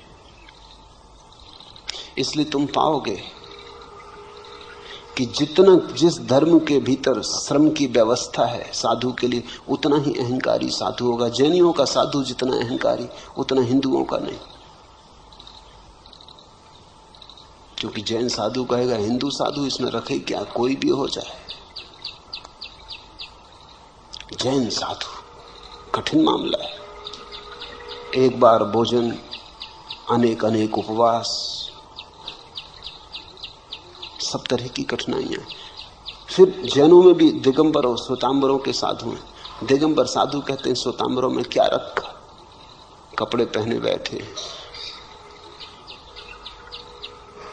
साधु तो दिगंबर का है, इसलिए दिगंबर साधु में तुम जैसे अहंकार को चमकता हुआ पाओगे, कहीं भी ना पाओगे। देह तो सूखी होगी, हड्डी हड्डी होगी, क्योंकि बहुत उपवास, नग्न रहना, धूप ताप सहना, लेकिन अहंकार बड़ा प्रज्वलित होगा।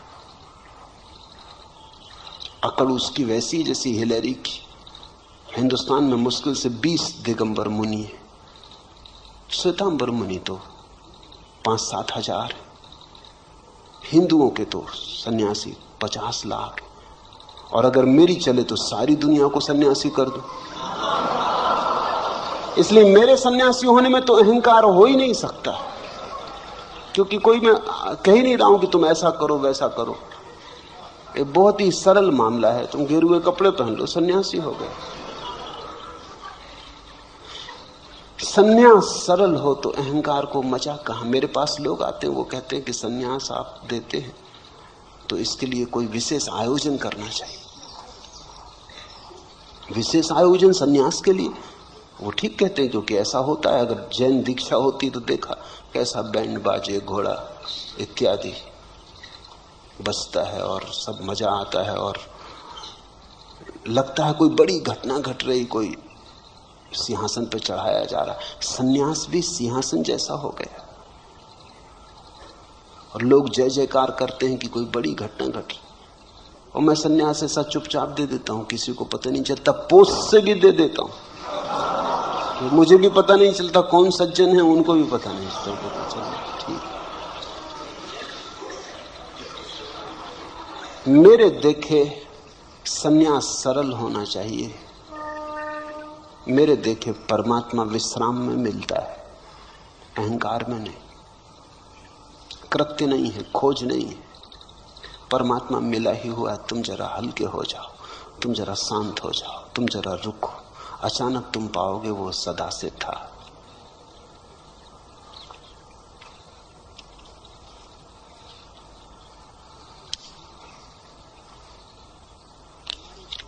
आखिरी प्रश्न, हमारे शरीर में कोई 20 अरब कोशिकाएं हैं और शरीर में प्रतिक्षण रासायनिक प्रतिक्रिया होती रहती है। आप या अष्टावक्र जब कहते हैं कि दृष्टा बनो, तब यह बात आप किससे कहते हैं? ये कौन है जो कह रहा है कि शरीर में 20 अरब कोशिकाएं हैं? निश्चित ही कोशिकाएं नहीं कह रहे। एक कोशिका बाकी कोशिकाओं का हिसाब भी नहीं लगा सकती। ये 20 अरब कोशिकाएं हैं शरीर में, अरबों खरबों सेल हैं शरीर में। ये कौन कह रहा है? ये किसने पूछा? ये किसको पता चला? जरूर तुम्हारे भीतर कोशिकाओं से भिन्न कोई है जो गिनती कर लेता कि 20 करोड़ कोशिकाएं। हमारे शरीर में कोई 20 अरब कोशिकाएं हैं और शरीर में प्रतिक्षण रासायनिक प्रतिक्रिया होती रहती है। आप या अष्टावक्र जब कहते हैं कि दृष्टा बनो, तब यह बात आप किससे कहते हैं? उसी से जो कह रहा है कि 20 अरब कोशिकाएं हैं। यदि मस्तिष्क की कोशिकाओं से कहते हैं तो बात व्यर्थ है, क्योंकि बुद्धि नश्वर है। नहीं, हम कह भी नहीं रहे मस्तिष्क की कोशिकाओं से, हम तुमसे कह रहे हैं। अष्टावक्र भी तुमसे बोल रहे हैं। अष्टावक्र इतने बुद्धू नहीं कि तुम्हारे मस्तिष्क की कोशिकाओं से बोल रहे हैं, तुमसे बोल रहे हैं। तुम्हारा होना तुम्हारी कोशिकाओं के पार है। तुम कोशिकाओं का उपयोग कर रहे हो, सच। जैसे कार में बैठा हुआ ड्राइवर कार चला रहा है, दौड़ा जा रहा है, कार की गति से दौड़ा जा रहा है, 100 मील प्रति घंटे चला जा रहा है, लेकिन फिर भी वो जो ड्राइवर भीतर है वो कार नहीं है। और अगर एक सिपाही सीटी बजाए कि रुको, और वो पूछे कि किससे कह रहे हैं, कार के इंजन से, क्योंकि चल तो इंजन रहा है। किससे कह रहे हैं, पेट्रोल से, क्योंकि चला तो पेट्रोल रहा है। किससे कह रहे हैं, पहियों से, क्योंकि दौड़ तो पहिए रहे हैं। तो क्या कहेगा पुलिस का सिपाही? वही मैं तुमसे कहता हूं कि सीटी तुम्हारे लिए बजा रहे हैं।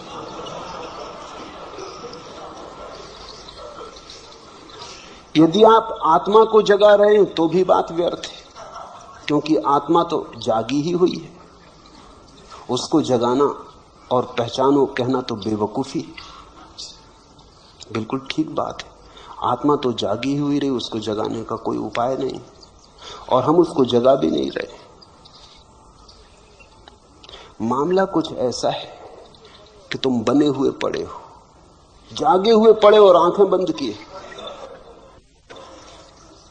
सोए को जगाना तो बहुत आसान है, हिलाओ डुलाओ पानी छिड़को, जागेगा।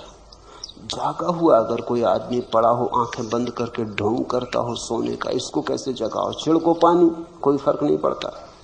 हिलाओ डुलाओ, वो हिल डुल के फिर करवट लेके सो जाता है। पुकारो नाम, सुन लेता है, बोलता नहीं। ऐसी तुम्हारी हालत है। जागे हुए को जगाना कोई अर्थ नहीं रखता, लेकिन जागा हुआ सोने का बहाना कर रहा है।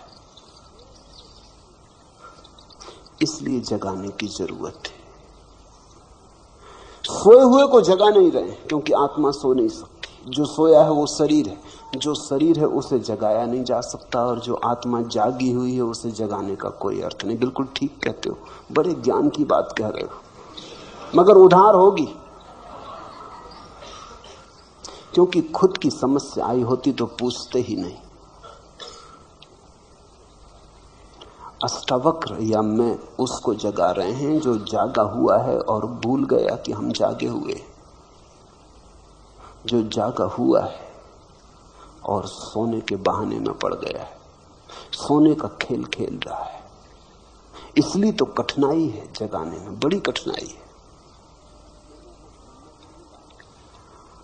आप लोगों को भ्रम में तो नहीं डाल रहे हैं। तुम सोचते हो लोग भ्रम में हैं, नहीं। अगर लोग भ्रम में नहीं हैं तो निश्चित ही मैं भ्रम में डाल रहा हूं, मगर अगर लोग भ्रम में नहीं हैं तो भ्रम में डाले कैसे जा सकेंगे? इतने बुद्ध पुरुष भ्रम में डाले जा सकते हैं। और अगर लोग भ्रम में हैं तो जो मैं कर रहा हूं वो भ्रम के बाहर लाने की चेष्टा है। जो भी तुम हो उससे उल्टा मैं कर रहा हूं। अगर तुम सोचते हो तुम भ्रम में हो तो ये चेष्टा जगाने की, अगर तुम सोचते हो तुम जागे हुए हो तो ये चेष्टा तुम्हें भ्रम में डालने की। लेकिन अगर तुम जागे हुए हो तो कौन तुम्हें भ्रम में डाल देगा? ख्याल रखना, तुम्हारे अतिरिक्त तुम्हें भ्रम में कोई भी नहीं डाल सकता।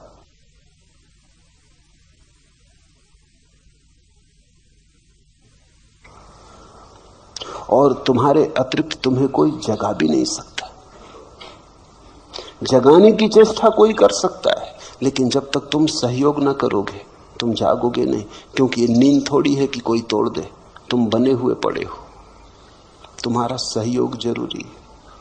सहयोग का अर्थ ही शिष्यत्व है। सहयोग का अर्थ ही है कि कोई जगाने वाले के पास तुम जाते हो, तुम कहते हो मेरी पुरानी आदत हो गई अपने को धोखा देने की, जरा मुझे साथ दें, जरा मुझे सहारा दें कि इस आदत के बाहर निकाल लें। एक युवती मेरे पास आई और उसने कहा कि उसे कुछ मादक द्रव्य लेने की आदत हो गई, बाहर आना चाहती, बड़ी आकांक्षा है बाहर निकल आने की, बड़ी आतुर है कि किस तरह बाहर निकल आए। लेकिन वो जो आदत पड़ गई मादक द्रव्यों की वो इतनी गहरी हो गई है, वो शरीर की कोशिकाओं में पहुंच गई। अगर न ले मादक द्रव्य तो ऐसी पीड़ा और बेचैनी सारे शरीर में होती कि न तो सो सकती, न उठ सकती न बैठ सकती तो लेना ही पड़ता है, और लेती है तो पीड़ा होती मन को कि ये क्या जाल हो गया। अब वो मेरे पास आई कि मुझे बाहर निकालने आपके हाथ का सहारा चाहिए। बस ऐसी ही अवस्था है। जन्मों जन्मों तक सोने के अभ्यास को तुमने बहुत गहरा कर लिया है, जागे हुए को सोने के भ्रम में डाल दिया है, सम्राट को भिखारी मान लिया, लेकिन इतने जन्मों तक माना है कि आज अपने ही अभ्यास के कारण सिर्फ सुन लेने से कुछ नहीं होता। तुम मेरी बात सुन ले सकते हो, उससे कुछ भी ना होगा, जब तक कि तुम उसे गुनो ना, जब तक कि तुम राजी ना हो जाओ। तुम्हारे अतिरिक्त तुम्हें कोई जगा ना सकेगा। नहीं तो एक बुद्ध पुरुष काफी था, शोरगुल मचा के सबको जगा देता, ढोल डमास पीट देता और सबको जगा देता। इधर 100 आदमी सो रहे हो तो एक आदमी जगाने के लिए काफी, वस्तु तो आदमी की भी जरूरत नहीं, अलार्म घड़ी भी जगा देती। एक आदमी आ जाए और ढोल पीट दे, सब उठ जाएंगे, घंटा बजा दे, सब उठ जाएंगे। लेकिन ये क्यों नहीं हो सका कि बुद्ध पुरुष हुए, महावीर हुए, अष्टावक्र हुए, कृष्ण हुए, क्राइस्ट हुए, जरथुस्त्र, लाओत्सु, इन लोगों ने ऐसा क्यों ना किया कि जोर से घंटा बजा देते सारी पृथ्वी जाग जाती। घंटा खूब बजाया, मगर कोई सो रहा हो तो जागे। यहां बने हुए लोग पड़े, वो आंखें बंद किए पड़े, वो सुन लेते हैं घंटे को, वो कहते हैं बजाते रहो, देखें कौन हमको जगाता है। जब तुम जागना चाहोगे तो जागोगे। भ्रम में मैं तुम्हें डाल नहीं सकता, भ्रम में तो तुम हो। अब और भ्रम में तुम्हें क्या डाला जा सकता है? तुम्हें और भी भटकाया जा सकता है। तुम सोचते हो और कुछ भटकने को बचा है। इससे नीचे तुम और गिर सकते हो, गिरने की कोई और जगह है? लोभ जितना तुम्हारे भीतर है, इससे थोड़ा इंच भर और ज्यादा हो सकता है।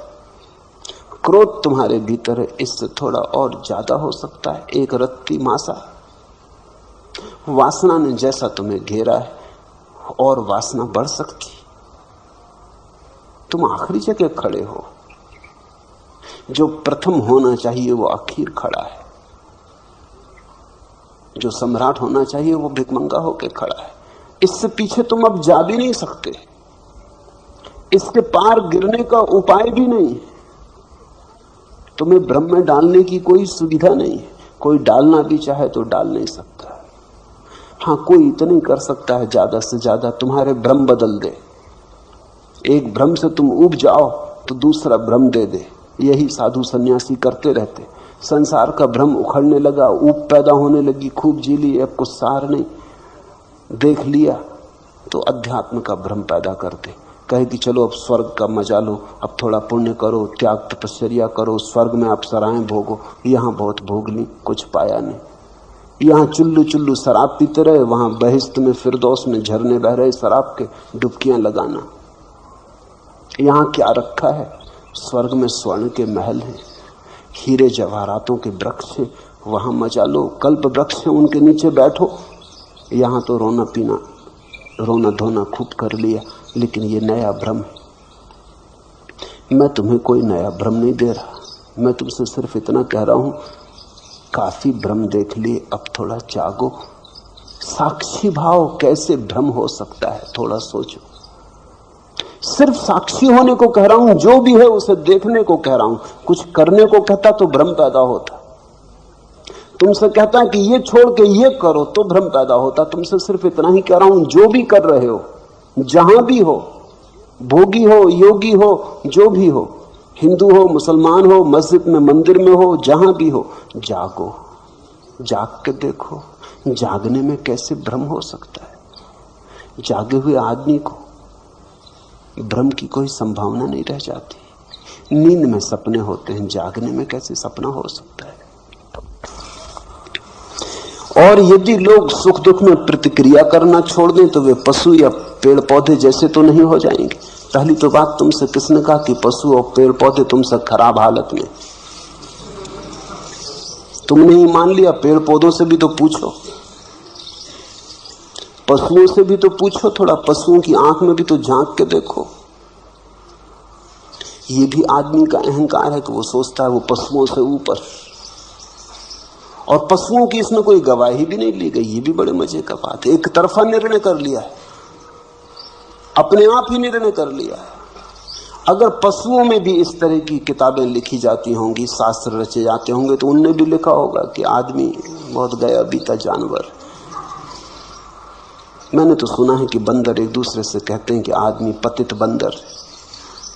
डार्विन कहता है कि आदमी बंदर का विकास है, लेकिन डार्विन कौन सी कसौटी? बंदरों से भी तो पूछो, दोनों पार्टियों से तो पूछ लेना चाहिए।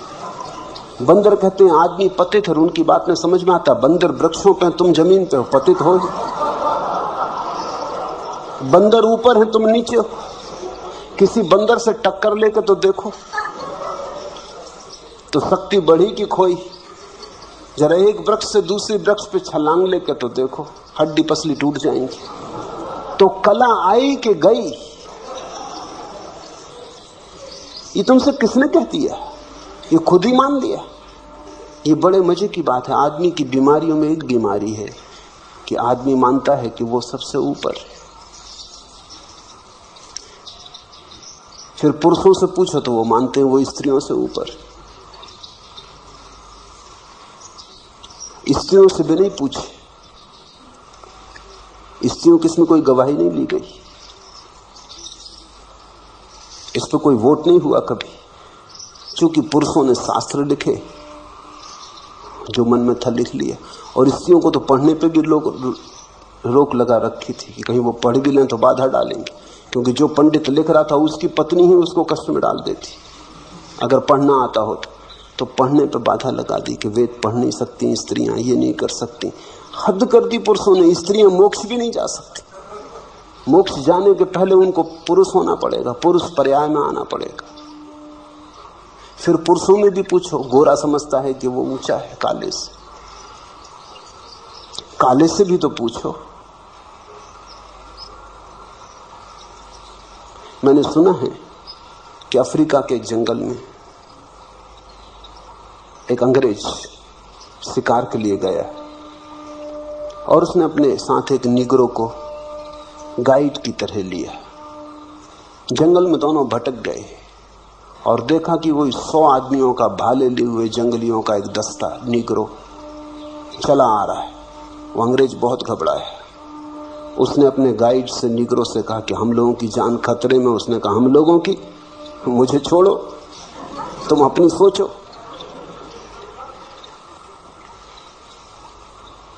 मेरी क्यों खतरे में होगी?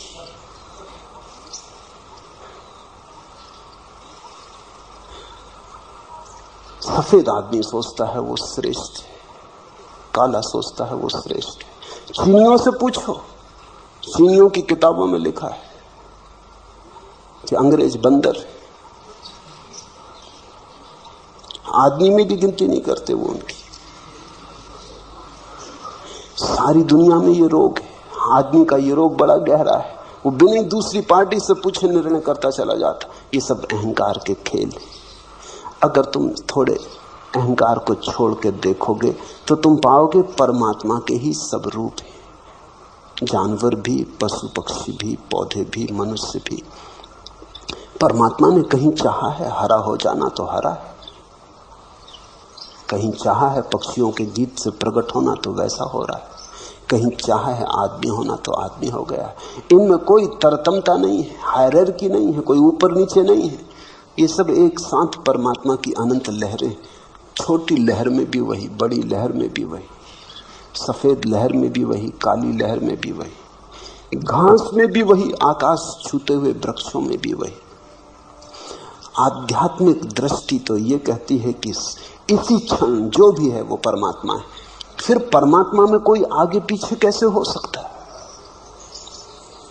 ये तो बड़ा मुश्किल हो जाएगा। ये तो परमात्मा में भी कुछ नीचे और कुछ ऊपर करना कठिन हो जाएगा। एक ही है। साक्षी भाव से देखोगे तो पाओगे सब एक है। इसलिए पहले तो ये पूछो ही मत कि यदि लोग सुख दुख में प्रतिक्रिया करना छोड़ दें तो वे पशु या पौधे जैसे तो नहीं हो जाएंगे। हो जाएंगे तो कुछ हर्जा नहीं होगा। हिटलर अगर पशु हो जाए, पौधा हो जाए तो कोई हर्जा है? हाँ, दुनिया में करोड़ों लोग मरने से बच जाएंगे और तो कुछ हर्जा नहीं हो जाएगा। नादिर शाह अगर शेर होता तो कोई हर्जा होता, 10-5 आदमियों को मार के तृप्त हो जाता, भोजन के लिए ही मारता। ऐसे अकारण लाशों से तो नहीं भर देता दुनिया को। इतना तो पक्का है कि पशुओं ने अभी तक एटम बम जैसी कोई चीज नहीं खोजी। नखून से काम लेते हैं, बड़े पुराने ढंग से काम चलता है, भोजन के लिए मारते हैं। आदमी अकेला जानवर है जो बिना भोजन की इच्छा के भी मारता है। आदमी जाता है जंगल में शिकार करने, पशुओं पक्षियों को मारता है, कहता है आखेट के लिए आए, खेल के लिए आए। और अगर सिंह उस पर हमला कर दे तो वो आखेट नहीं, फिर नहीं कहता कि सिंह खेल कर रहा है, करने दो, आखेट हो रही।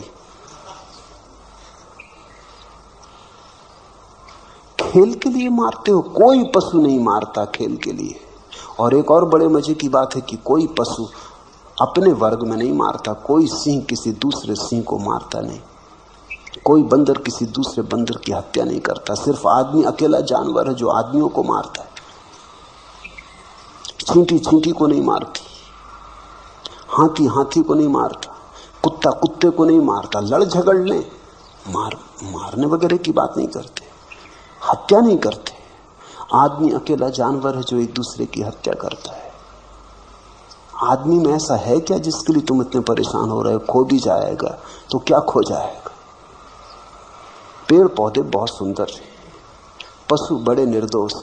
मगर मैं ये नहीं कह रहा कि तुम पेड़ पौधे या पशु हो जाओ, मैं सिर्फ ये कह रहा हूं कि अहंकार छोड़ो।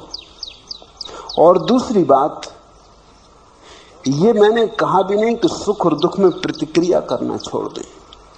ये अष्टावक्र ने भी कहा नहीं। सुख दुख में समता रखने का अर्थ सुख दुख में प्रतिक्रिया करना छोड़ देना नहीं है। सुख दुख में समता रखने का अर्थ केवल इतना ही है कि मैं साक्षी रहूंगा। दुख होगा तो दुख को देखूंगा, सुख होगा तो सुख को देखूंगा। इसका यह अर्थ थोड़ी है कि जब तुम बुद्ध को कांटे चुभाओगे तो उनको दुख नहीं होता। बुद्ध को कांटे चुभाओगे तो तुमसे ज्यादा दुख होता है, क्योंकि बुद्ध तुमसे ज्यादा संवेदनशील है। तुम तो पथरीले हो, बुद्ध तो कोमल कमल की तरह। तुम जब बुद्ध को कांटे चुभाओगे तो बुद्ध को पीड़ा तुमसे ज्यादा होती, लेकिन पीड़ा हो रही शरीर में, बुद्ध ऐसा जान के दूर खड़े रहते। देखते हैं पीड़ा हो रही, जानते हैं पीड़ा हो रही, फिर भी अपना तादात्म्य पीड़ा से नहीं करते। जानते हैं मैं जानने वाला हूं, ज्ञाता स्वरूप हूं। प्रतिक्रिया छोड़ने को नहीं कह रहे हैं। ये नहीं कह रहे हैं घर में आग लग जाए तो तुम बैठे रहना तो तुम बुद्ध हो गए, भगना मत बाहर। भागते समय भी जानना कि घर जल रहा है, वो मैं नहीं जल रहा। और अगर शरीर भी जल रहा हो तो जानना कि शरीर जल रहा है, मैं नहीं जल रहा। इसका यह मतलब नहीं कि शरीर को जलने देना, शरीर को बाहर निकाल लाना। शरीर को कष्ट देने के लिए नहीं कह रहे हैं। प्रतिक्रिया शून्य होने का अर्थ हुआ कि तुम पत्थर हो गए, जड़ हो गए। तो बुद्ध पत्थर नहीं है, बुद्ध से बड़ा करुणावान कहां पाया तुमने? अष्टावक्र पत्थर नहीं हो गए होंगे, प्रेम की धारा बही। तो जिनसे प्रेम का झरना बहा उनकी संवेदनशीलता बढ़ गई होगी, घट नहीं गई होगी। उनके पास महाकरुणा उतरी। लेकिन तुम गलत व्याख्या कर ले सकते हो। और जिन्होंने पूछा है थोड़े शास्त्रीय बुद्धि के मालूम होते, थोड़ा बुद्धि में कचरा ज्यादा है, कुछ पढ़ लिया, सुन लिया, इकट्ठा कर लिया, वो काफी चक्कर मार रहा है। वो सुनने नहीं देता, वो देखने भी नहीं देता, वो चीजों को विकृत करता चला जाता है। राही रुके सब, भीतर का पानी अधहंसा, बाहर जमी बर्फ है। एक तरफ छाती तक दलदल अगम, बाढ़ का दरिया एक तरफ है। मन मानी बह रही हवाएं, जंगल झुके हुए सब, राही रुके हुए सब। बंद द्वार, अधखुली खिड़कियां, झांक रही कुछ आंखें। सूरज के मुंह पर संध्या की काली अनगिन तीर सरीखी चुभती हुई सलाखें। अपने चेहरे के पीछे चुप, सहमे लुके हुए सब, राही रुके हुए सब। अपने चेहरे के पीछे चुप, सहमे लुके हुए सब, राही रुके हुए सब। ये जो चेहरे मुखौटे बुद्धिमानी के, पांडित्य के, शास्त्रीयता के, इनके पीछे कब तक छुपे रहोगे? ये जो विचारों की परतें हैं, इनके पीछे कब तक छुपे रहोगे? इन्हें हटाओ, भीतर शुद्ध चैतन्य को जगाओ। दृष्टा की तरह देखो, विचारक की तरह नहीं। विचारक का तो अर्थ हुआ मन की क्रिया शुरू हो गई। तो अगर अष्टावक्र को समझना हो तो चैतन्य, शुद्ध चैतन्य की तरह ही समझ पाओगे। अगर तुम सोच विचार में पड़े तो अष्टावक्र को तुम नहीं समझ पाओगे, चूक जाओगे।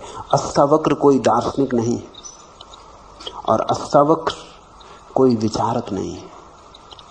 अष्टावक्र तो एक संदेश वाहक हैं, चैतन्य के साक्षी के, शुद्ध साक्षी। सिर्फ देखो, दुखो देखो, सुखो सुख को देखो। दुख के साथ ये मत कहो कि मैं दुख हो गया, सुख के साथ ये मत कहो कि मैं सुख हो गया।